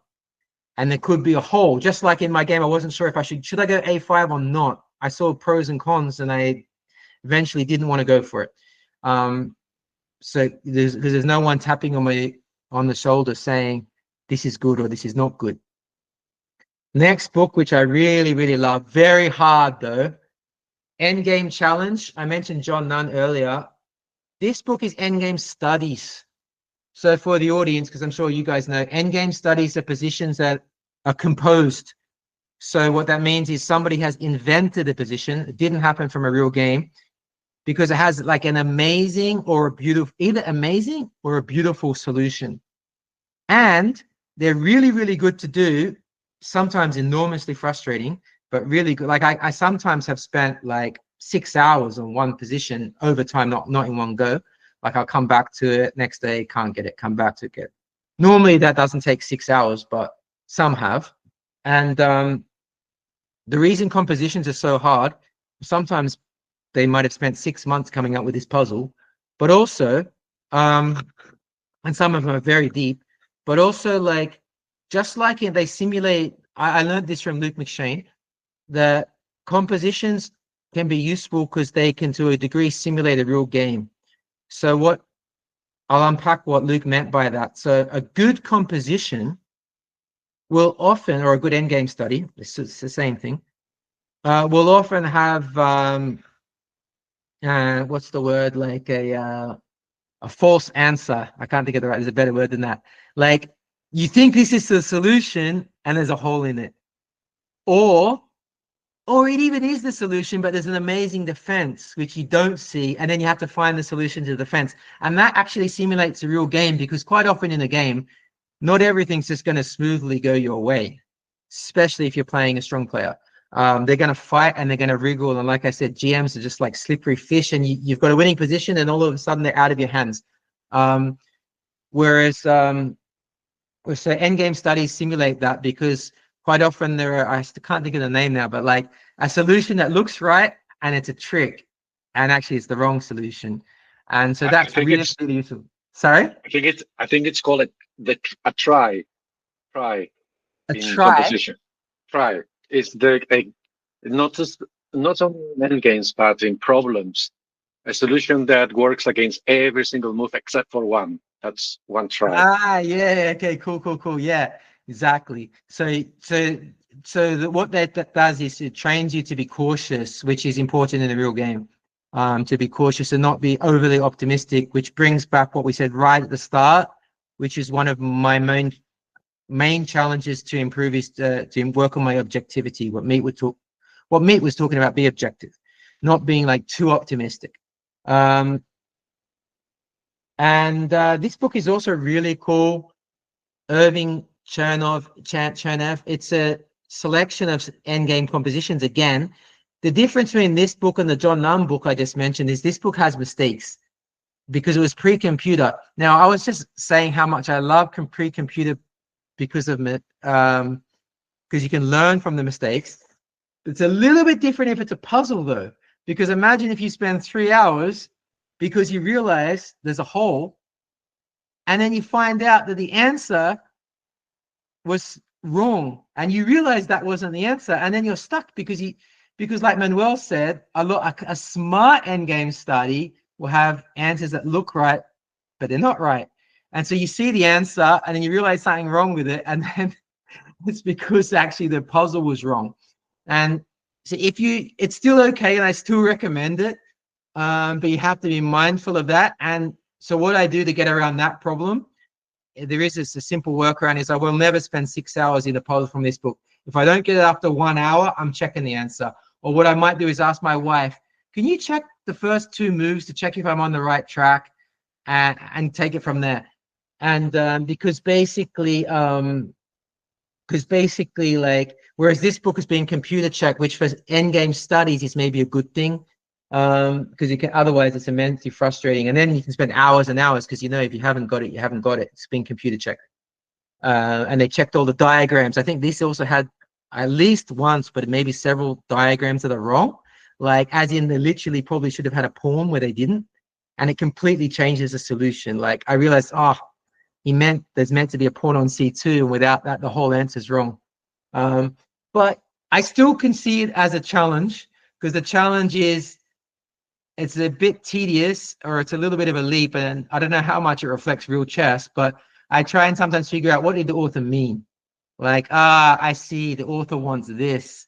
It doesn't maybe work, but I see what they want, and you can still like learn. So they're really good books. Now, what you'll notice by those books is what do all 4 of those books have in common? There's like one massive thing.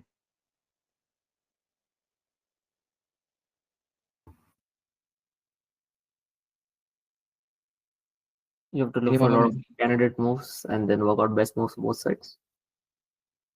True. I'll answer the question because it might make me clear what I'm getting at. They're all solving. They're all like, find the answer. There's lots and lots and lots and lots of chess books, and most chess books are not solving books. Most chess books are like, play this opening or learn middle games with me, whatever. These are solving books. Even the endgame books, which I'm using, I'm studying from other books as well. I just gave you a selection, but a very famous book, Mark Dvoretsky's Endgame Manual. When I use that, absolutely. And when I use that, I mostly just do the exercises. So in other words, I'm very, very heavily solving. So if I'm trying to learn, including if it's an endgame, I'll learn the endgame by solving. Why am I doing that? Active learning, I guess. Yeah, Raj, go for it.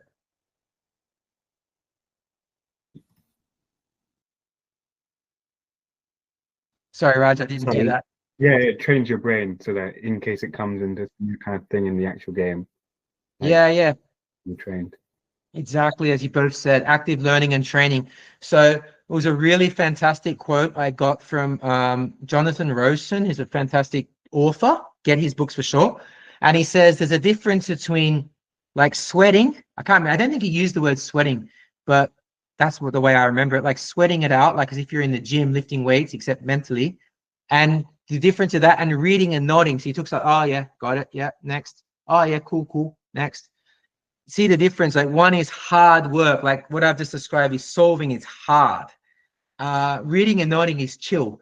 Now, luckily for me, I don't know where I got it from, because I think I sort of partly just got it intuitively from myself, is when I was young, I sort of realized that for myself when I was a teenager studying, because I got to IM level. I was an IM when I think I got all my norms when I was 18. And I realized I realized that like fun chess, which I still do and I still is important, like reading and nodding and reading a middle game book, I didn't consider that study. And I think that's good that I didn't consider it study. A lot of people consider that study. I consider that fun.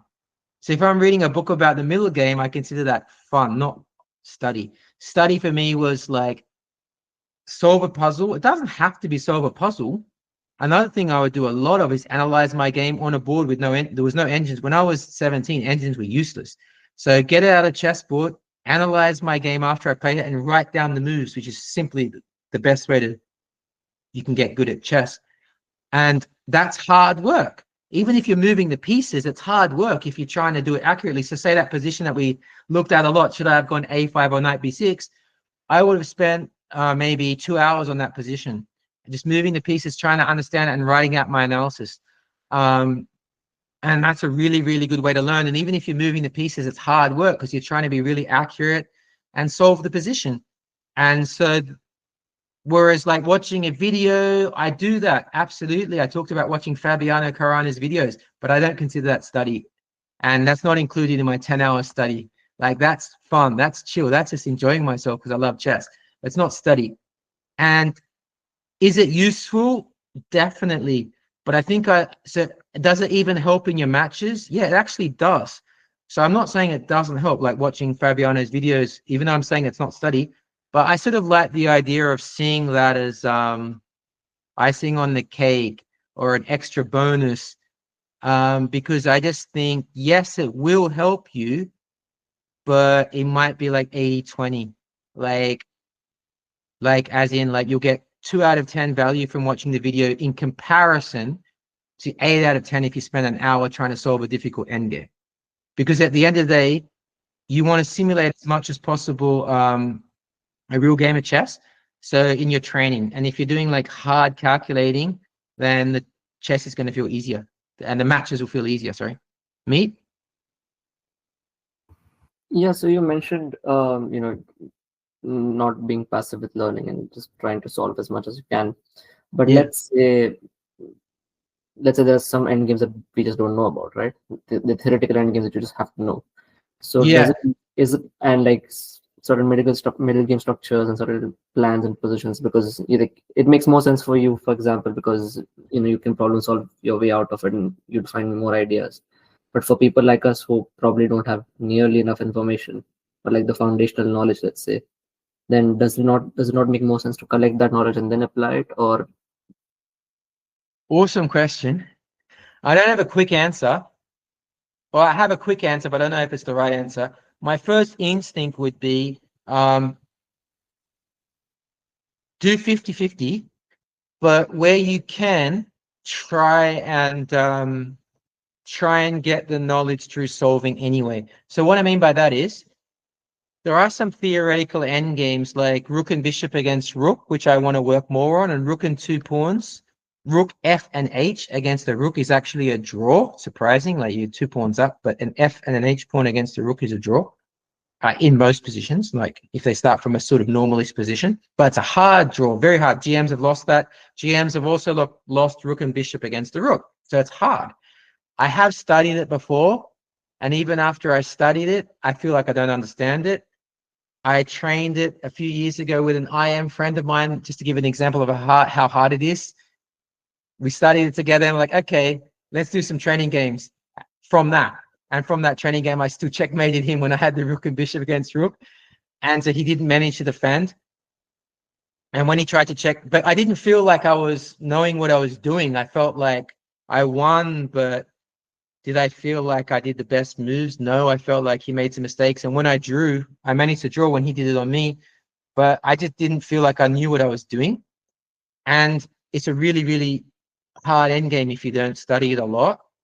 So I decided that I have to start being lazy and actually study that endgame, because it does happen at the World Cup. I think it happened twice already. yeah, And for some reason, I've been lucky, and in my whole chess career, I've only got it once. And I had the extra piece, the rook and bishop, and I managed to win again. But that was literally over 20 years ago, but I've never had to defend it. And so I just know if I got that position against it, especially if it was against a GM, or especially if it was an important game, I would have so much regret if I didn't just study it. So, and Luke McShane, talking about Luke, told me 6 years ago, study it, and it will happen to you at some point. And he's had it in his games at least 2 or 3 times. So I've decided like my next end game thing is to study that. And so I haven't had a chance to study it for more than like 10 minutes because this week I didn't have the time. But when I did, what I started to do was practice it against stockfish, so defending. So I had like stockfish, or I even Googled, and I think there is actually, I wasn't 100% sure if it was a good one, but anyway, I tried to find if there's a tool on Lichess, like an engine that will try and beat you and you have to defend, which I didn't get an easy answer because the problem is there is, but it'll only, I think it would something like it'll only do if it's rated games, not unrated. And I was using my, I'll come to that later, but normally I don't care about my rating online, but on this particular training account, I care because I'll explain why. One of my trainings that I'm doing is I'm playing rapid games online, and I managed to get top 100 in the world, which I think is decent. I won't say my exact number because it's an anonymous account, so I don't want to give it away. On Lichess, but it's rapid, so it's like, and what I'm doing, and like, so to not like to be realistic about that achievement, not that many GMs like playing rapid. So to get top 100 in the world in rapid is completely different to getting top 100 in the world, just a bit like reality check for everyone, including myself. It's completely different to getting a top 100 in the world in blitz, because almost all GMs play online blitz. Most of them could not be bothered playing 10 minutes, 15-minute games. So there's probably so many GMs that are just not playing it. So I want to be realistic about the achievement, but I'm still pretty happy with it. It's still a good thing. But what I'm doing and why I'm not like super surprised about it is I'm taking it super seriously. I'm getting I'm playing with an increment, so I don't have time to think, and I'm not as young as I used to be. I'm going to be 49 this year. So I'm playing 15 minutes with 10 seconds, and I'm getting a real chessboard. So I'm getting the position on my phone, but I put a real chessboard next to me, and I put the moves on the real board, and I'm focusing fully. And I noticed that I focus way better when it's a real chessboard. So I'm using a serious training, and that's, long story short, that's why I didn't want to play against the engine in that end game thing with that rapid rating. But what I'm planning to do is then I have like another account that's not anonymous, log in, play that engine, and see if I can defend against the engine. And I already know it's very, very difficult. So that's a long way of trying to say that. And at some point, I'll have to probably get like a book like Mark Dovretzky's book, where he explains like verbally the key positions in rook and bishop against rook and how to defend, which is what you're saying, getting that knowledge. But I'm still erring on the side of solving and training and work and calculating hard as if it's a real game before I'm getting passive knowledge. And because I still feel like if I do it this way and sweat first, like sweating in the gym first, then when I get the passive knowledge, I'll learn it even better. Because it's a little bit like if you go to the gym and don't lift weights, but your personal trainer tells you all the theory. Like you should do these exercises, but you didn't lift a single weight. You just got lots of theory. And that's useful, but what's more useful, or just lift the weight? So, but they're both useful, so I don't want to discredit theory. I'm not saying I've read a lot of chess books and it's useful, but I just heavily err on this side, and I think it's a good way to err. No, but the reason I asked this question just to clarify, not in end games, for example, end games you can always do sort of this kind of practice, right? But let's say it's a Carlsbad structure, right? Yeah. And now that is a very complex structure in itself because there's just so many subtle nuances. Because I was recently going through it, and then like the bishop being on f5, the bishop not being on f5 from black side, and then the minority attack, when it works, when it doesn't work. So there's a lot of theory over there. Oh, so, yeah. So like to translate that into proper training, like because there's no books that teach you, okay, this is how you solve the Carlsbad structure, or like positions that are just or like from some King's Indian where there's the proper time to play the break, or I don't know, Queen's Gambit declined, like where you have been taking on c4 is actually good. Like those are nuances, which is what my question was aimed at. Like because there's enough problem solving books from tactics and combinations and maybe position Okay. understanding, but not from Okay, let me answer that question and try and solve both. So what you're talking about is in some ways positional chess and structures. And then we can do a future lecture on the Queen's Gambit decline, because you're right, there's not enough material on that, because it's sort of harder in some ways to do a book on it than the King's Indian, say. But I've actually studied that a lot recently. Partly, like I said, to expand my repertoire. So it made sense. That was one of Luke's ideas, Luke McShane's, is that because I'm such a dynamic and aggressive player, you always want to try and bring balance to your game. So why not do the opposite in your study? Now, I'm a big fan, though, of I'll bring in something I learned from my squash coach, because I think it's like super, super useful. I had a squash coach in my 20s, and I've learned so much from him, including like life skills and stuff I could translate to chess. And one thing he said was like, what you do in training you often work on weaknesses. What you do in training, don't try and do in your matches. So don't go in there saying, I've learned this new shot, I'm going to play it in my next match, because it's not natural to you. What will happen, as my coach said, and it does happen, he's 100% right, is one day you'll be playing a match, and you're like, oh, I did that new shot, I didn't even realize. It came naturally, you see the difference? But you get it by doing it in your training.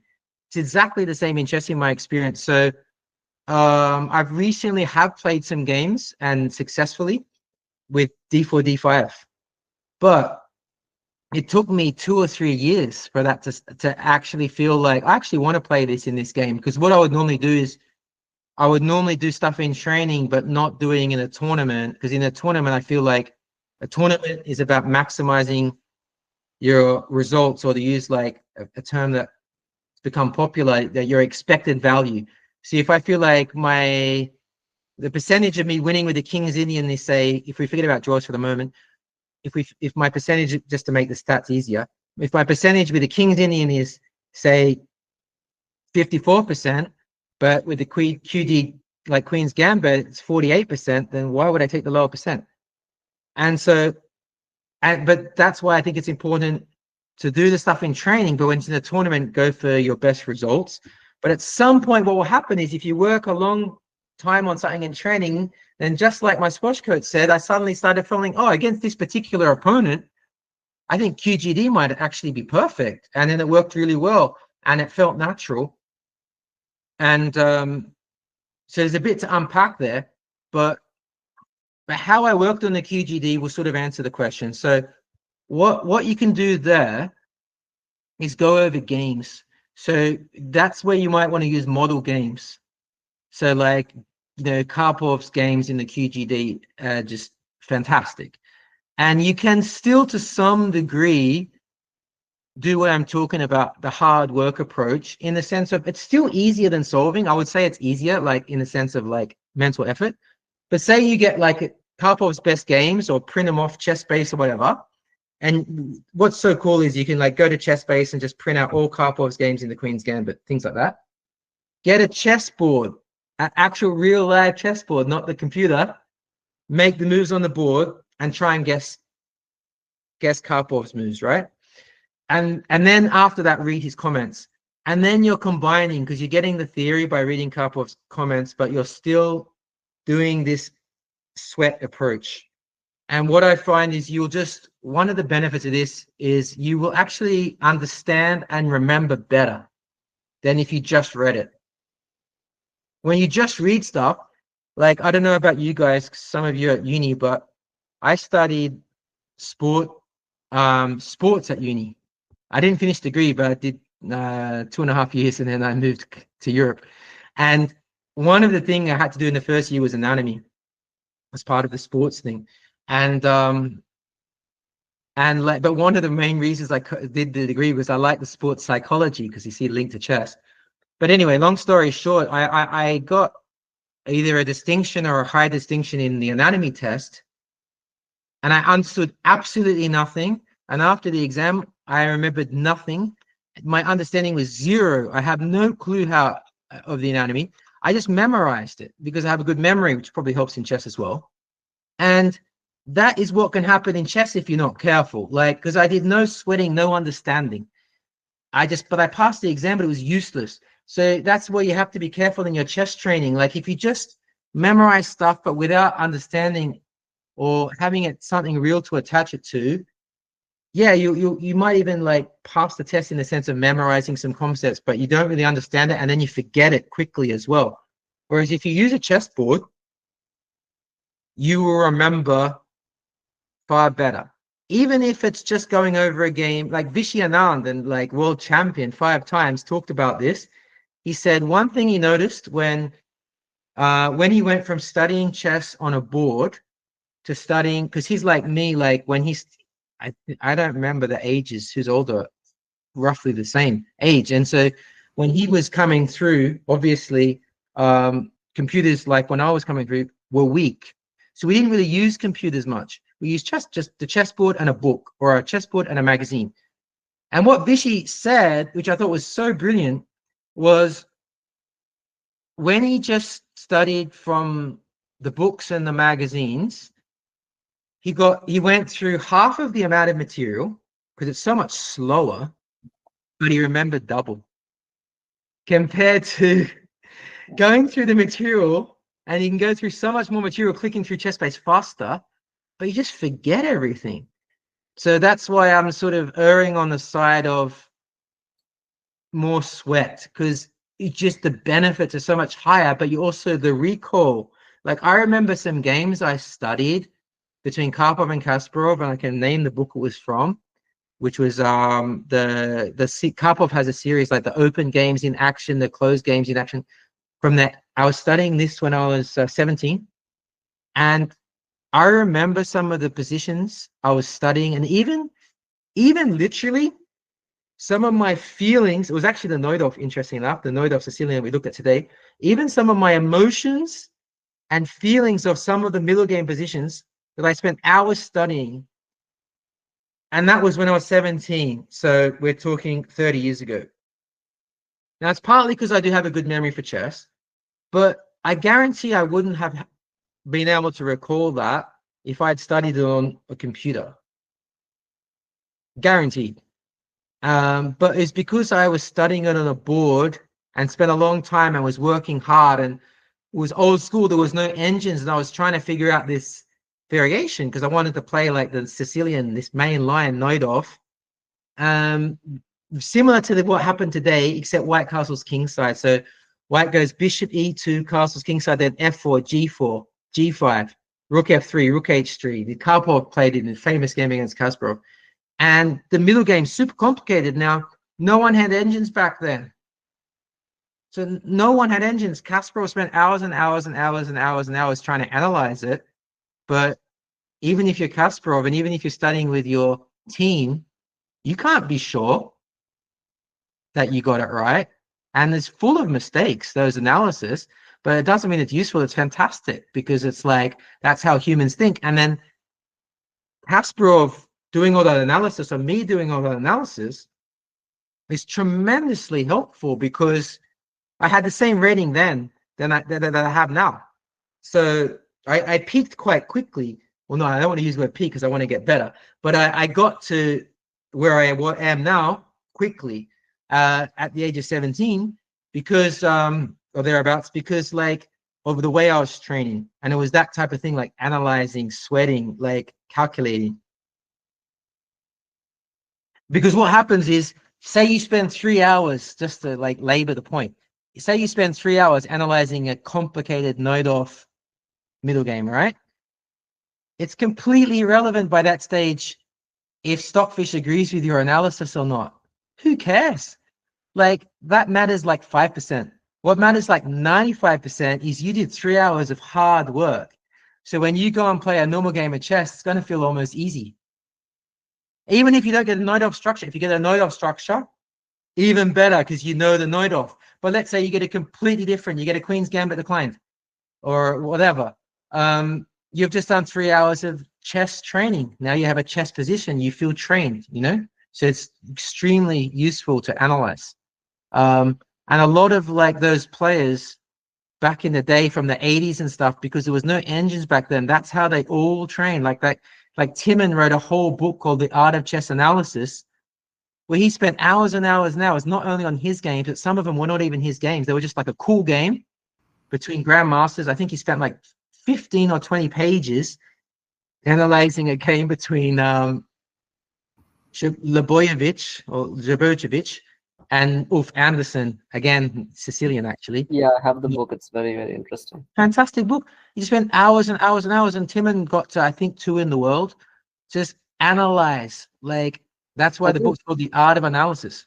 I think even Ben Larson did that, no? If I'm not wrong, he analyzed 1953 by himself, published in a magazine, and became Grandmaster.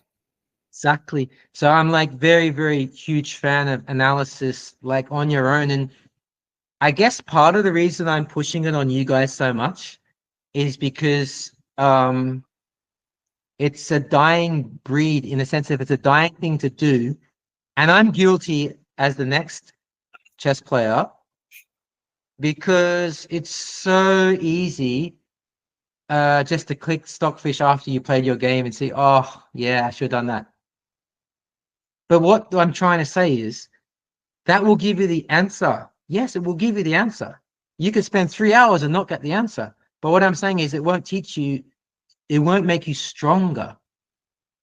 And this is where it might be useful to differentiate between knowledge and skill. Like there are two important things in chess, knowledge and skill. Like if you boil it down, I guess there's nothing else. If you just boil it down, there's knowledge and the skill.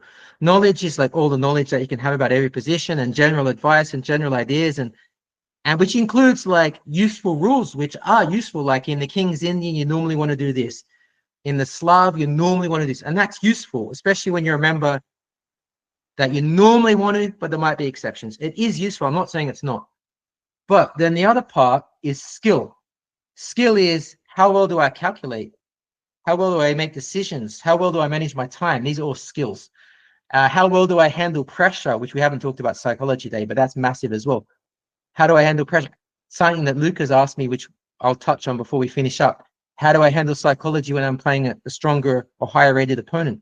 That's like, they're actually skills. Mental toughness is a skill. Don't get that wrong. It's a huge skill, maybe one of the highest. These are all skills. Now, they're not knowledge, they're skills. Now, if you choice between knowledge and skills, you take skill every day. And that's why I'm trying to hammer on you guys this idea of sweat. Because when you sweat, you're always working skills. By definition, anything that requires sweat, as in mental sweat, is by definition building skill.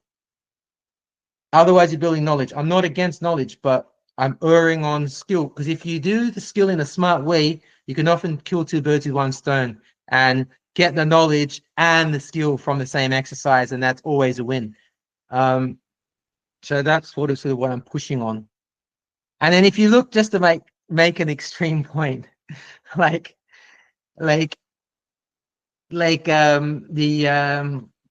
engine Alpha Zero that even thrashed Stockfish is a classic example. This is like proving my point right. Alpha Zero has 0 knowledge, like 0. Like Stockfish has knowledge, don't get me wrong, because Stockfish has actually been programmed to actually have some understanding of structure and stuff. So it doesn't just calculate. It does make some assessments based on how many pieces, how many squares are my pieces attacking? Is the king, like it calculates massively, but it does actually have some positional assessments, but like built in to help it make some common sense things. But like Alpha Zero was never taught. If you guys know, self-taught by playing against itself, right? Like, you know, if you guys don't know, or the audience might not know, Alpha Zero was taught chess by playing something ridiculous, like 20 million games against itself. More than that, yeah, the neural networks basically function the way that it plays at least 100 million games against itself in different variations, and then exactly. So that's why yeah, piece valuations changed after that. Like bishops, that's why are worth more, like 3.33 compared to knights 3. Yeah, and so what's it done? We just did what I've been telling you guys. I think is the best way to improve, which is that's just pure skill. It had even 0 knowledge. It just calculated, played against itself. That worked. That didn't work. Next game. Oh, that worked. That didn't work. And it took whatever it did. Like you said, it was either 20 million or 100 million. Doesn't really matter. Millions and millions and millions of games, and then it just crush Stockfish. Raj.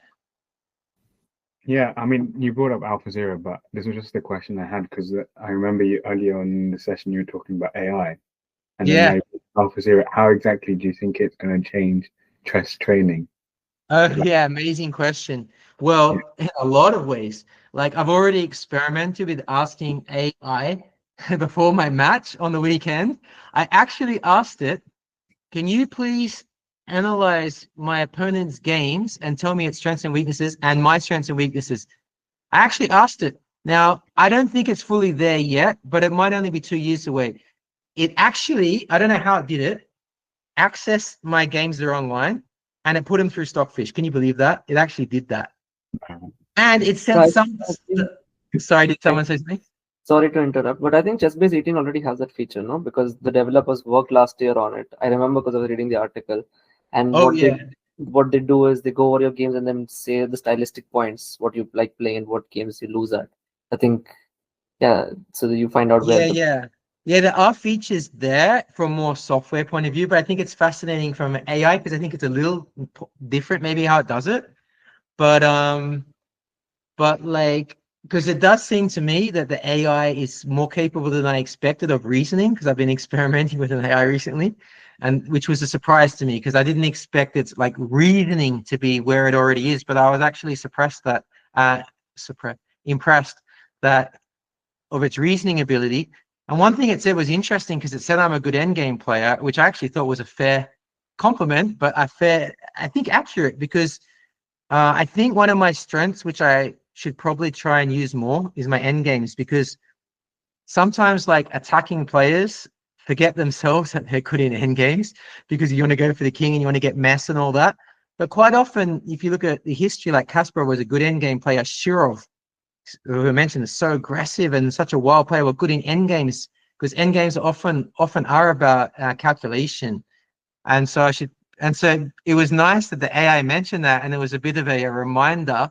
In that game, I didn't play in the end game, but in my game the following day after that, I got an end game and where I was pushing. It ended in a draw, but it was interesting. So I think in the future, like the AI will be able to analyze your opponent's weaknesses and your own weaknesses and give advice for sure.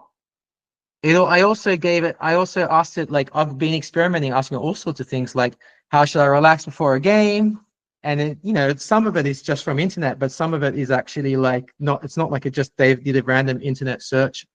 I even asked it to plan my day for me. And I had to tweak it, but I would actually say it was useful, even though I tweaked it, because it's like somebody to brainstorm with. Because I said, okay, I had my match, because I didn't like the fact that my match started at 7. Like I didn't like that. Like it was on Thursday, so I went down to Oslo the day before because it's really important in chess. Really important to be rested. It's something I learned more and more, especially at my age. Like you need rest. So I went down on Thursday. The match started on a Friday, but I hate the schedule because they start like 7 p.m. on Friday, then 12 noon on Saturday, and then Sunday 10 a.m. So it's a horrible schedule all over the place. So I asked the AI, like, okay, look, I have to be mentally peak at 7 p.m., which is not ideal. I'm someone that can nap during the day. So I said, I want to arrange a 1-hour nap in the day, but I want to be up 3 hours at least before the game. I have to prepare for 2 hours for each match. Let's make a schedule. And it was pretty good. So there's all sorts of ways you can use it. So I think it's worth using. Like I've been pleasantly surprised. If we don't, I'm going to go to Luca's question. Luca asked the question earlier, beforehand, about the psychology of playing stronger opponents. So it's a fantastic question and super relevant for all levels. I'm talking like all levels, except for maybe top 3 in the world, everyone else on the planet.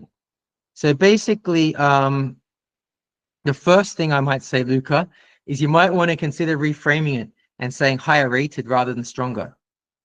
So already playing with the psychology. Hang on, Luca, has Lucas frozen? What a bummer if he's frozen. Just I think he's been frozen for Wait, he ages, but I frozen? didn't realise. My internet's pretty bad. at the I minute. thought you were just saying that. I For the can still hear- past like Because he's 30 frozen. minutes, I've been thinking he's just the most stoic man ever. I've been like, freaking out. Well, I I've been see if I why have is to he let him doing in. I see. Otherwise, Sorry. if I have to let him in, Luca, I promise you, if you he's show still this there. face to your opponent through the entire game, you'll win. No, he's in the call, John-Paul, I think. He's in the call, he- but he he was can't just hear me. talking.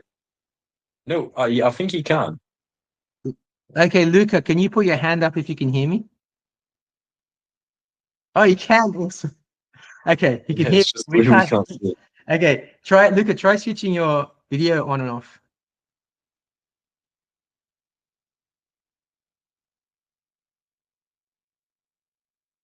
Okay, now it's just off. Try doing your hand up. My internet's just too bad to. Oh no, it's fine. It's fine. Is that Okay. any better? Finally, you're Okay. frozen. Yeah, it's fine. Luca, I'm telling you, the trick works. Just stare at the poker face. I'm telling you, you scared the life out of me. You scared the life out of anybody. I was like, this guy's so concentrated. Okay, so we'll go. So we don't go all night. We'll go Luca's questions and Jed's questions, and then we'll finish up for down. We'll do this again soon because it's been great fun. So Luca asked like an amazing question, which is, I'm interested in the psychology of playing stronger opponents. If you have any tips before or during the game, like this is an amazing question. And so first of all, try and reframe it. Don't say I'm playing a stronger opponent. You're putting yourself down straight away. This is not good psychology. So, but I've done the same for years. But it's better to say I'm playing a higher rated opponent. See the difference already? So psychology does matter. So that's all that I would just start by saying that. Then it's normal to feel fear. Remind yourself that's okay. So that can even make you play better. It's normal to be afraid, but remember the definition of courage. So courage is not the absence of fear. Courage is I feel scared, I'm doing it anyway. I feel scared, I'm determined. So my wife Ingrid taught me an amazing thing, which is I won a tournament ahead of a couple of GMs last year where I was really like I felt like very off form because I kept getting winning positions and then completely fluffing it. And I still obviously played okay because I won the tournament, but my confidence going into the last round was bad because I was playing a Grandmaster who I'd beaten before, Elham Amar. He's a strong GM. Now he's over 2,600, but at the time he was still like over 2,550. So strong GM. And I had to beat him to win the tournament. So obviously he's higher rated. I'm not going to say stronger, higher rated. And but I knew I could beat him, but I knew I'd have to play well. I told my wife, I'm not feeling confident, like, because I've been playing all over the place this tournament. I get a winning position and I blunder, then I get a winning position and I blunder, and like, this is just horrible. And I blundered some really badly, not like a small blunder, like pretty serious blunders. But I went into that game so determined, almost like steely determination. And I won the game and won the tournament. And after the game, I said to my wife, yeah, I was so not confident. And she's like, what are you talking about? Confidence, she said, determination is confidence. And I was like, huh? She's like, determination is confidence. You were so determined. That is confidence. I was like, oh, cool. Never looked at it like that. I always thought of confidence as that feeling like, yeah, I've got this. But she saw it slightly differently, that you don't necessarily have to feel good. Because I didn't feel good. I didn't feel good about it, but I was very determined. I'm going to win this game. However it takes, even if I fluff it at some point, which, as you can imagine, I did.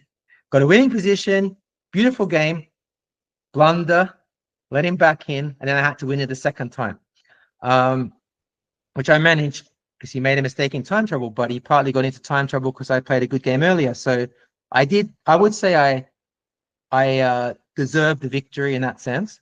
So I won the game, but my point to unpack a bit is I wasn't confident. And we can use that in your situation. If you're playing someone higher rated and you don't feel confident, that doesn't have to be a bad thing. I'd be the GM not feeling confident. So what you can do is dig into determination. And what you can also do is, it's always good to reframe things. So we talked about reframing. He's not stronger or she's not stronger. The opponent is higher rated.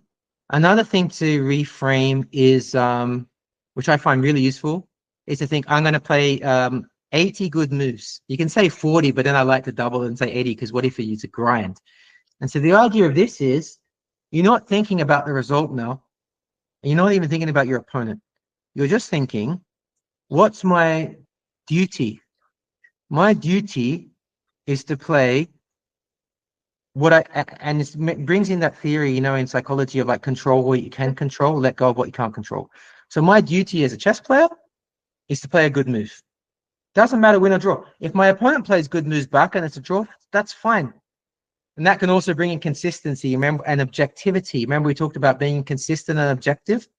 So if you bring in that attitude, which by the way, it was Vasily Smyslov, who was a world champion, that was his favorite saying. I'm just going to play 40 good moves. If it's a draw, it's a draw. He became world champion, so it worked pretty well. And he obviously won a lot of games. But yeah, he had some draws. And that's okay. The attitude is draw is okay. And then another thing I would bring in, Luca, is something really cool that I learned from Leonard Sandler, who was, and here's why I'm glad you posed the question before, like yesterday, gave me time to remember stuff. Leonard Sandler is an IM from Australia, originally Russian, and we played the Chess Olympiad together in 1994, showing my age. So I was representing Australia in 1994. He was on the Australian team. I was the current Australian champion at the time because I won the Australian championship when I was 17. And so I was doing well, and we were playing some strong teams, and he gave me, or the rest of the team, and maybe also talking to himself, because we were obviously all nervous, playing much higher rated opponents. He was like, remember, they can't take a knight out of their pocket. And what he meant was sort of cool, like your opponent has just the same amount of pieces that you have. They can't do magic. Because sometimes you get fearful. Like, so his point is sort of like, they can't bring a knight out of the pocket and plonk it on the board. The point being, if you just play good moves, they're not going to beat you. So don't be intimidated by their reading. Another thing, which I've seen a lot of in sport, and I like watching tennis. I used to watch a lot of tennis. I'm watching less now just because Federer retired maybe and such. But one thing, but I used to grow up with like Andre Agassi. I used to love him, Pete Sampras. I grew up with these guys. And something that fascinates me, and I see it because I see it in chess and tennis, is, it's really fascinating actually, is you'll see a lower ranked tennis player has played amazing all tournament. And let's say it's a tennis player or a chess player, doesn't matter. This person, and let's say, to make the analogy cool, we'll say it's a chess player / tennis player playing Federer / Magnus Carlsen. And they played amazing all tournament. They get to the finals and they're playing Magnus / Federer. And all of a sudden, they start playing so defensively, it's awful. And it's almost painful to watch. Like they're playing scared. You can literally feel the fear in their shots, whether it's a chess move or a tennis shot. And it makes it so easy for Federer and Carlsen to win, because like they're playing scared, they're afraid. And Carlsen and Federer and all those guys, they just eat those people up. And they're the types of opponents they love to have in a final, because they know their opponent is afraid. And it's often linked to personality, but it's like anything in personality, you can work on it. And if they're like, they can feel the fear, they can feel it in the moves and the shots, and they will use it as well. Like Carlsen's said more than once how he uses it. I don't know why he opened up. He should have kept his mouth shut. But what Magnus does is very, very sneaky and clever. What he does is, Meat talked at the start about balancing risk. What Magnus does is, when he can tell the opponent's afraid, he'll push the risk a bit more, just a little bit, 5 or 10% more, because Magnus is not a big risk taker. So say he would normally take, now I mean, it sounds very vague, but say like there's two choices, knight g5 or bishop c4. And knight g4, it's it's a bit risky, but it's only risky if the opponent makes a bold and risky response back. But if they don't make the bold and risky response back, this move will do better. Magnus will now choose this move because he can sense his opponent's afraid. And when people are afraid, they will tend to be a little bit conservative in their choices. And that's super smart of Magnus and shows like what a gamer that guy is. He's playing the opponent, not just the board, which he should do, absolutely should do. As long as you combine it with objectivity, you can't go too far one way or the other, but as long as you're combining both. And it happens in tennis and in every single other sport. So you have to be really careful of it. I'll just say one or two more things about it. Like, what I tend to find works good is to have a bit of a cavalier attitude of, I really don't give a about this game. Even if you know you do, sometimes you can trick yourself. And saying, I don't care if I lose to yourself, because that sometimes frees up the fear as well and just helps you to like loosen your shoulders and just play your best chess. You can also sometimes have the attitude of like, whatever happens, this is going to be a good learning experience. But even that, you have to be careful, because that could be a subtle way of putting yourself down and not fighting your best. It depends. It can also be effective. So it can go both ways, that one. So as long as you're not doing it as, Magnus is so much better than me and I'm going to learn like a little useless student, definitely don't do that. But if you have the attitude, I'm going to fight like an absolute lion and try and beat Magnus with all my heart, but if I lose, I've learned something, then it's okay. So you just have to get that. You have to fine tune it. Yeah, me. Yeah, sorry, I have to interrupt. good. Just wanted to ask, is it like a good psychological standpoint to have? Because I face this, and so when I face high rated players, I just go like, okay, if I win like 17, 20 rating points. If I lose like 2, and that's what gives me like it takes all of the pressure off, right? Because the pressure's on the other person now because they have to prove they win. But Yeah. how do you flip that when you're facing low rated players? Because then it becomes the same thing, right? Yeah, maybe then that's a good point, and that might be a reason to maybe try something else and not even doing that approach. Although if it works for you, keep it. But if it sometimes doesn't work, maybe experiment with something else, because exactly as you said, it might only work 50% of the time by definition. So I'm not 100% sure about it. Well, and I mean that literally. I don't mean I think it's wrong. I just literally mean I'm not sure. I'd have to come back to you on that. I normally don't think about rating points, which is ironic because I'm trying to become a GM and my main challenge was get my rating up, and I'm still not thinking about rating points during the game. Like, I just don't think about it during the game. I think about it at the end of the tournament. I think that's, for me, that's better, at least making it about myself. Like, at the end of the tournament, I gain 10 points, whatever. That's a success. I don't think about it in an individual game. I don't use it as motivation or demotivation. So I'm not too sure because I'm not very rating orientated, and I never have been actually, which I think is overall a good thing for me, at least. At the moment, even now, when I have to get my rating up, I'm still not using that as my main thing. Like, my main thing is to win tournaments. I find that much more exciting and motivating. So do what excites you and motivates you. Like, for me, I'm excited if I say I won that tournament, especially if there was one or more GMs playing. And then I know that if I win a tournament, chances are my rating will go up. So then that's sort of more of a secondary thing. Yeah. I might go to Lucas' questions. Sorry, Jed. So, okay, any methods for dealing with inconsistent? Well, we talked about consistency. So I think that, but I'll go over it because inconsistency in play or dips in performance. Between my best and the worst days, I feel like I can easily swing plus or minus 200 points. Yeah, it's a brilliant question, Jed. So we've already talked about it a bit, but there's more to say. So I'll just unpack some stuff that we haven't already said. Some of the stuff was covered at the start. So fantastic question, first of all. One of the first things I'll share with you guys is something I learned from Grandmaster Ian Rogers, Aussie Grandmaster I grew up with, who coached me for a period of time. So something he said, which was really cool, was that remember that your rating is an average and your opponent's rating is an average. And it's not just an average of their results. You can even break it down further. It's an average of their skills. That's such a clever thing he came up with. And I explain what he means.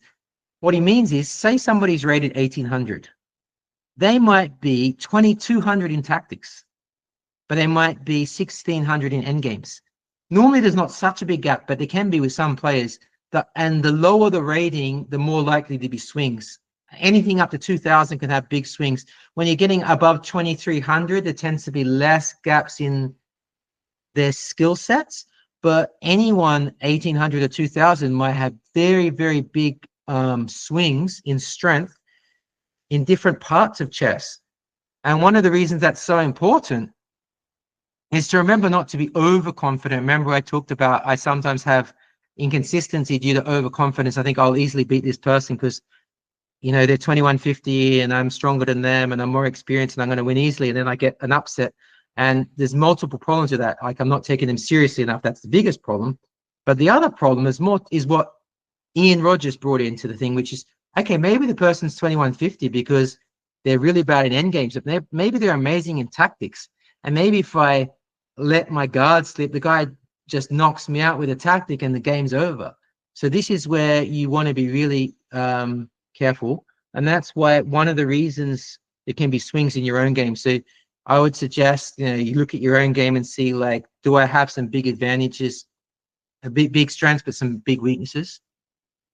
Also look like, am I taking my opponents all seriously, the same level of seriousness? Like, am I, even including in preparation, that's one of the tip-offs. So it was taught to me by somebody who noticed that I was prepping different against GMs than I was against, say, a 2000 rated player.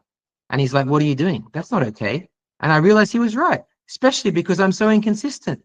And so I was like, how could I argue with that when I'm someone that's so inconsistent? So, because he realized, like, when you're playing a GM, you do 2 or 3 hours of serious prep, you make sure you're well rested, you sleep well, you don't stay up late, you definitely wouldn't have a beer the night before. And you would do all those things if your opponent was 2000, because you just expect to win. And it's like, no wonder upsets happen against you. You're not taking it seriously, you're not preparing in the same way. So try and, like, prepare for the match in all the same steps. So if you would have a certain routine, if you were playing a GM, have the same routine if you're playing a lower rated player. That will also help you to be more consistent. I would also add something which sometimes people don't realize how important it is, but I've alluded to it earlier, which is sleep. Like, sleep is massive.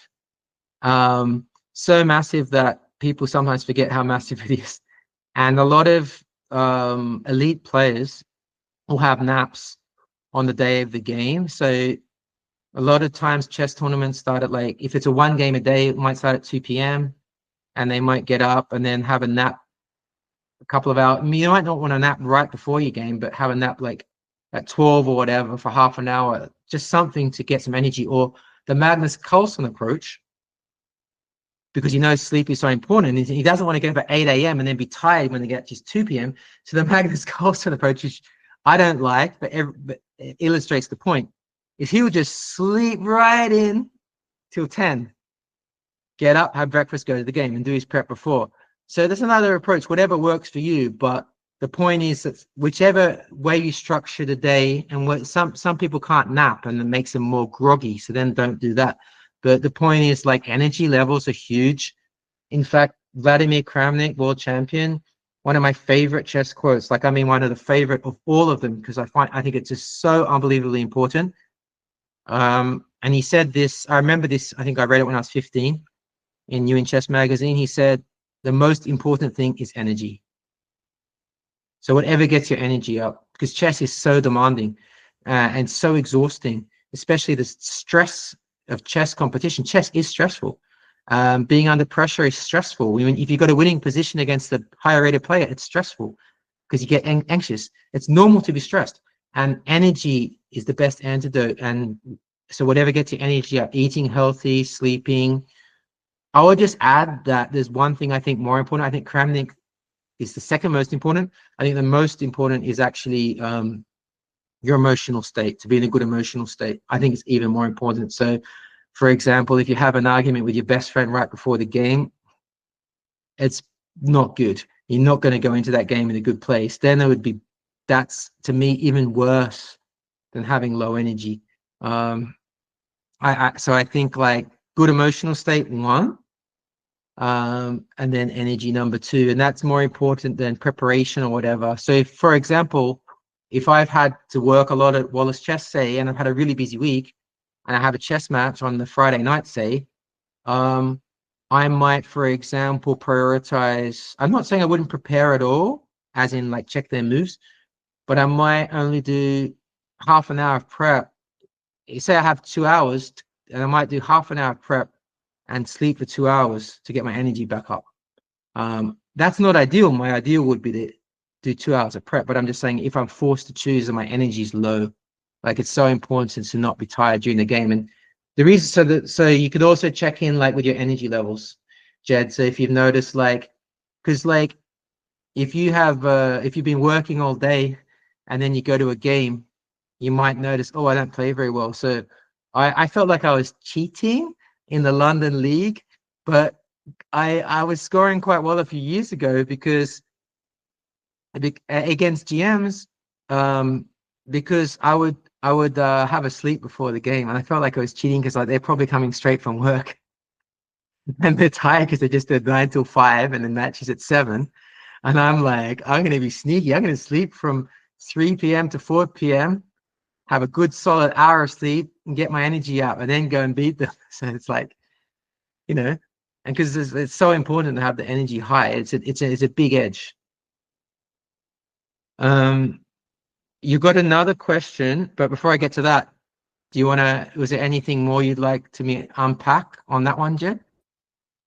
No, I think that's that's really good. There's a lot to chew on there. For my part, my position is probably quite different to many other people's here. So I came to over the board chess relatively recently in the grand scheme of things. So I've been playing the game for a good number of years, but over the board I've only really been playing about 3 years maybe. Yeah. So I found that during my first year there was a lot of inconsistency just because I couldn't see the board. I couldn't see the positions in the same way that I could when I was seeing them on the screen. I was so accustomed to seeing this perfect grid in front of me, and then seeing it in 3 dimensions in front of me, I was missing so much. And I think where I recognize a lot of my fluctuations, because most of the games I play are rapid games online,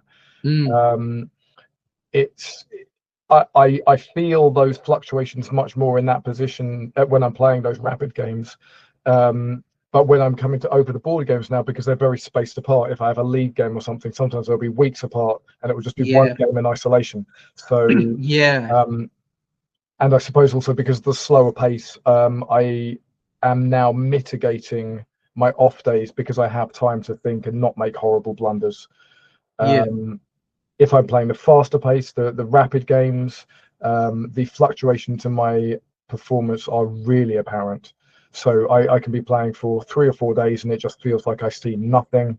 And then I'll have a couple of days where I'll play, 30 games and the ideas are just there and I can see the tactics. And it just feels very alien how I can have a series of days or even a week or more where I feel like I'm 2 different players.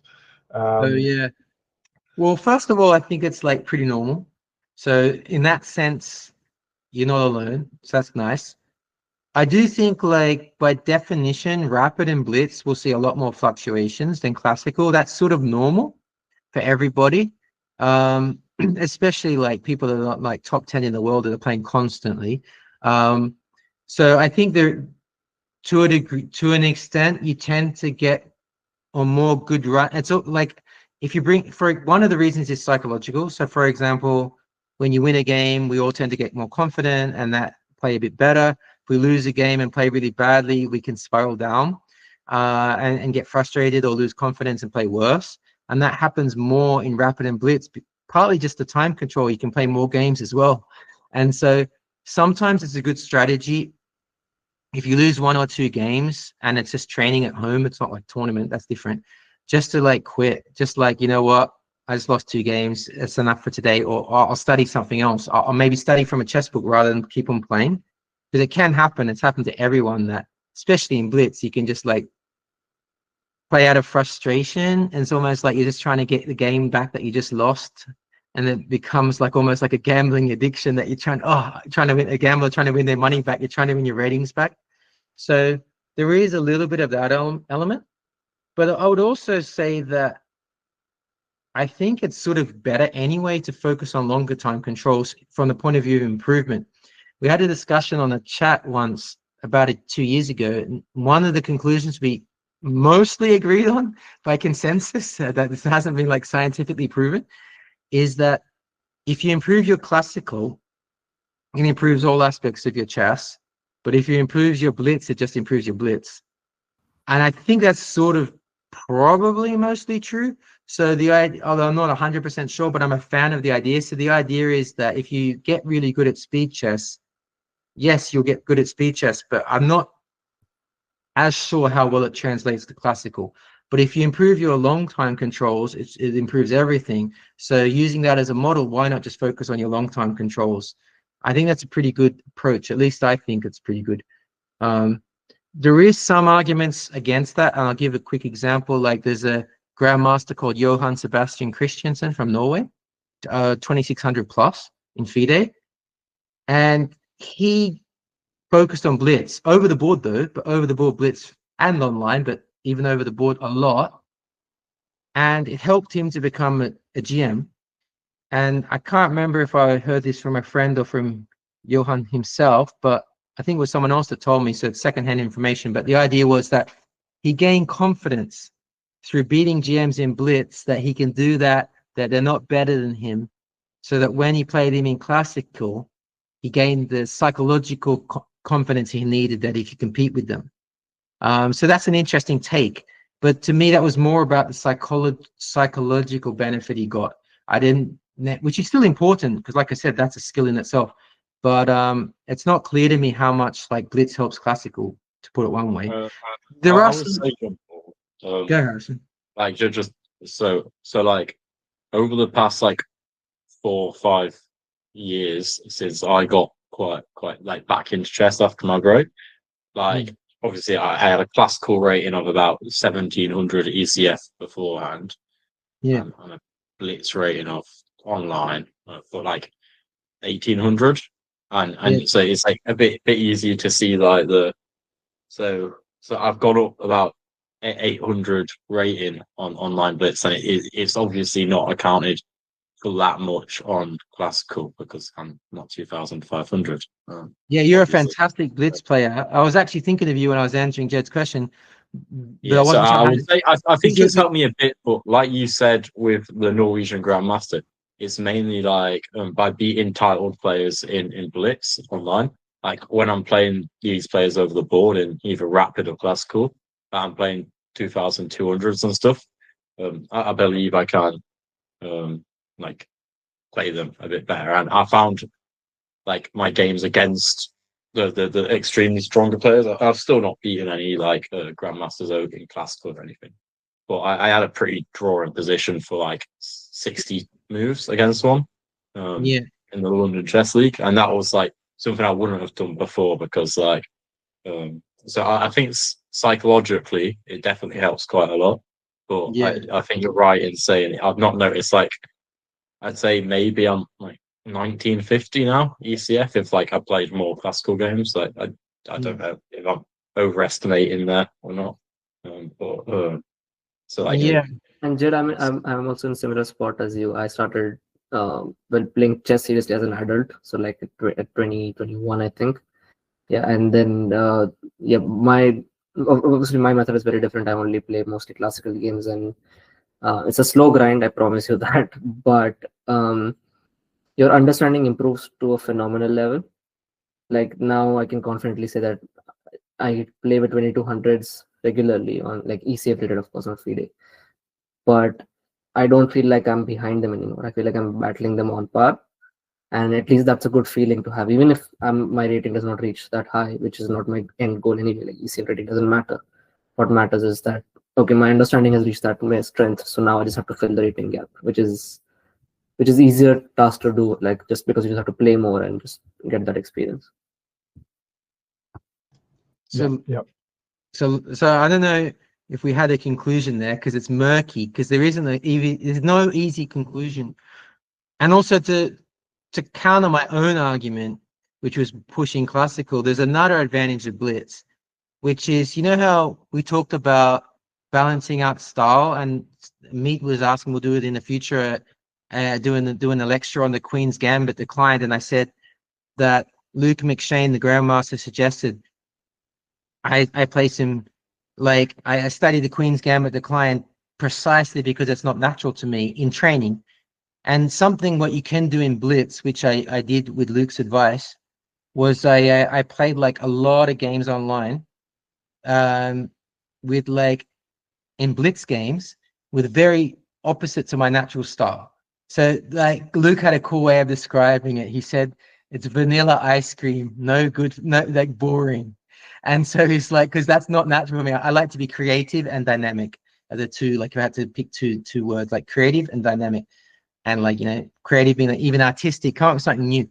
And he's like, do vanilla ice cream, boring, old man or whatever, but just boring vanilla, boring simple moves, boring simple moves, boring simple moves.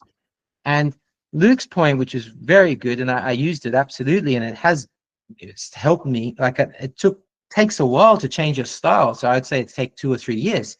But what I did was, this is where you can use Blitz, because you can get more games done. It's just maths, right? Like classical takes so long, and also you don't maybe want to mess with your classical rating, but also you can't play 20 classical games in one afternoon, but you could play 20 Blitz games. So I use Luke's technique of just playing boring chess, boring moves, to bring this side of into my style. And that's so Blitz can, if you use the Blitz maybe consciously, and you could use it as like rather than just playing Blitz trying to win, maybe if you have a goal with your Blitz, like I'm going to work on this. And then it also takes a little bit away from the results, because having, like, it changes what matters. So for example, if your goal is I'm going to play 20 games to learn this new opening, the Caro-Kann, you can also use it for learning new openings. Then it doesn't really matter how you scored, because then you just learned something about the Caro-Kann. And again, that's where Blitz is useful, because you can play 20 games in the Caro-Kann in one afternoon. You can't do that in classical. So I guess I use Blitz, but more as a tool, as opposed to trying to get a higher rating. But wouldn't one classical game and analysis of that, deep analysis of that over the board, be as valuable as that?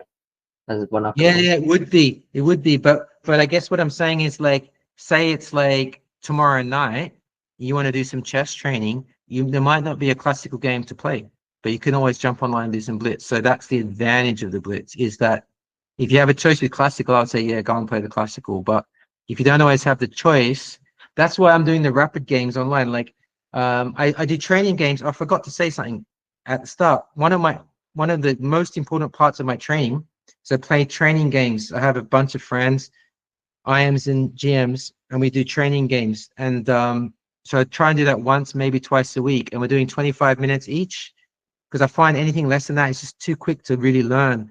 And what's really cool is we agree on the opening in advance. So we're like, okay, now let's play the Dutch. You prep a line, I'll prep something, and then we play. And so then not only are you getting the training of the game, but you're preparing during the week on that new opening.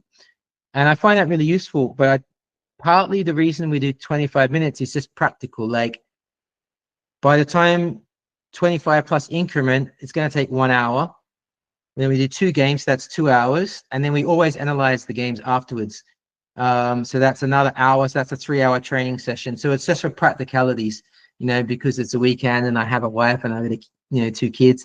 So, if time was more unlimited, I would maybe just say, like, let's play 1 hour each or whatever. Because I do think I am a fan of longer time controls.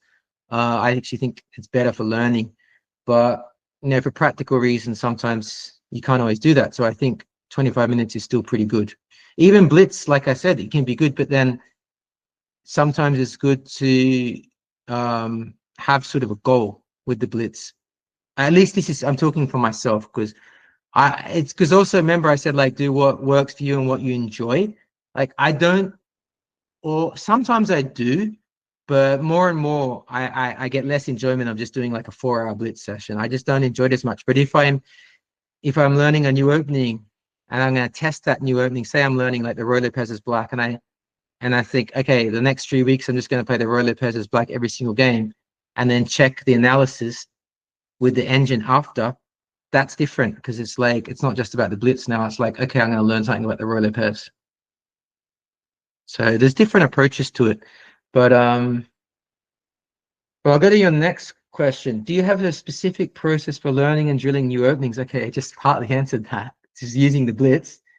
As someone who largely favors mid to late game study, my strategy for openings. Okay, yeah. So for openings, Jed, there's still like something to be said for a decent chess book.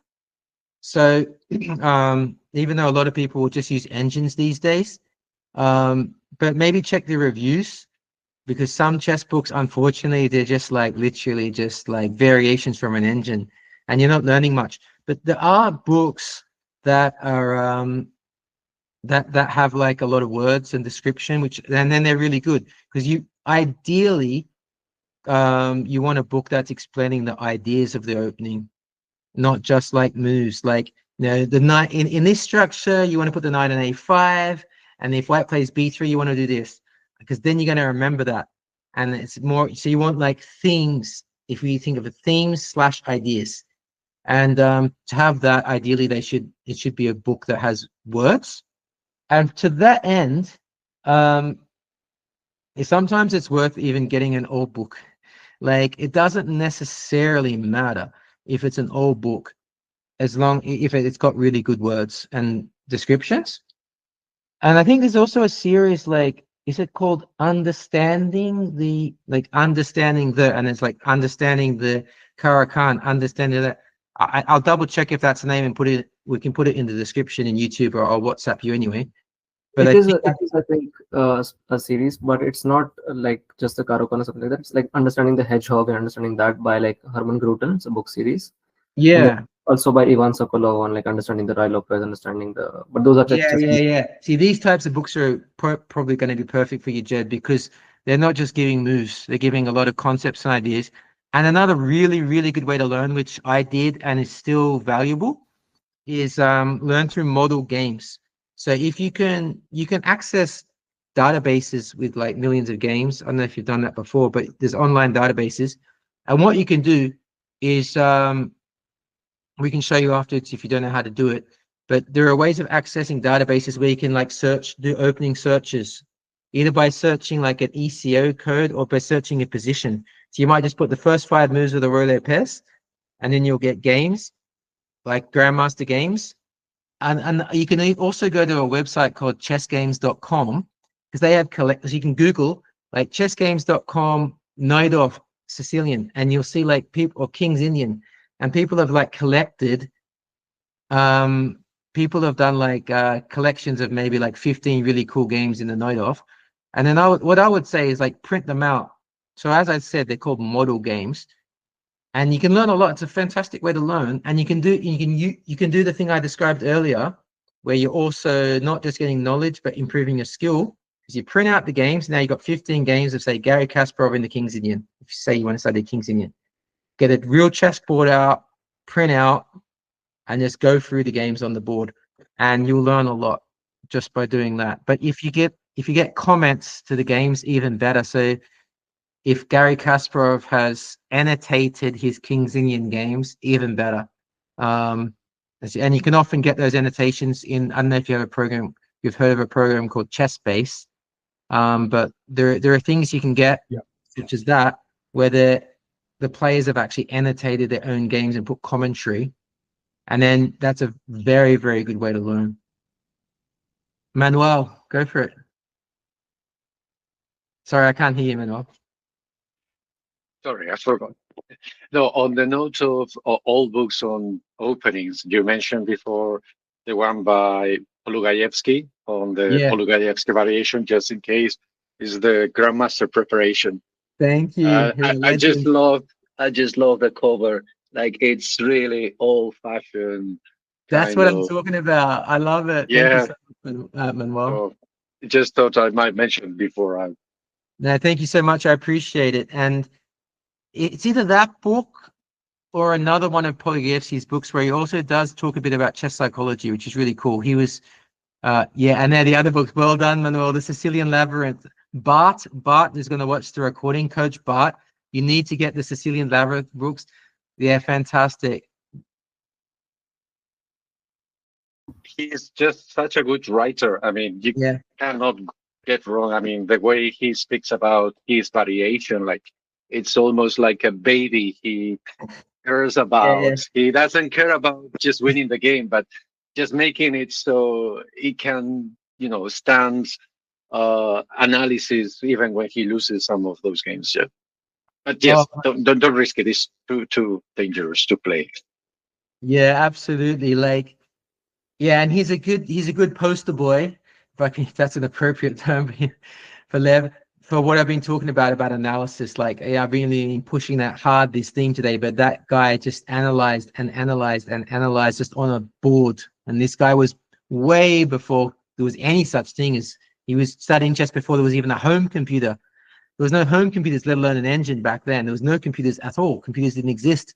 And he just did a lot of analysis. And if I remember correctly, he got to number 4 in the world. Does that sound right? Might have even been higher, but it was at least number 4. I think number 4, yeah. Just like Larson, no? Yeah. So yeah, he's one of my favorite players and fantastic at like analyzing. So yeah, I think we should finish here and get some rest. Yes, it's really fun, and thank you guys so much. And we have to do this again soon, and we can discuss like as a group. Yeah, we can discuss it. Thanks so much. We can discuss as a group like topics for the next one. But Meat mentioned the Queen's Gambit Decline, which I think is a cool one because I played it from the black side, which is there is a bit of a selfish interest there. But yeah.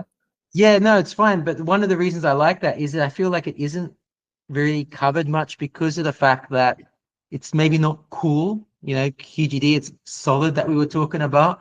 It's so much cooler to write a book on the King's Indian that's sharp and aggressive. Fun, no? Sorry? Boring is fun. I usually just play boring openings with lower rated players and just wait for them to make a mistake, and it works out fine. Yeah, absolutely. And I mean, look at Magnus Carlsen. He basically made a career from the Queen's Gambit Decline. He's so good in the Queen's Gambit Decline that maybe even the game I'll show you, like a game he won recently, the tournament I was talking about, the Norwegian League, where he was playing Simon Agnes guy, the coach I talked about, the coach at that school, the Grandmaster, who was Magnus' teacher when Magnus was young. And Magnus just played the Queen's Gambit Decliner's back. Wasn't even a good version. It was a rubbish version, and he just won. So it's like, in Magnus's hands, it's a lethal weapon, actually. And it's also because he can balance, remember I said Magnus is a master at balancing risk. It's like he never... when he plays, I don't think he's rarely putting himself at risk of losing. In Magnus's hands, it's almost like even though he's black, it feels like he's playing for 2 results. It'll either be a win or a draw. So yeah, it is a deadly weapon in his hands for sure. So we can definitely check that one out.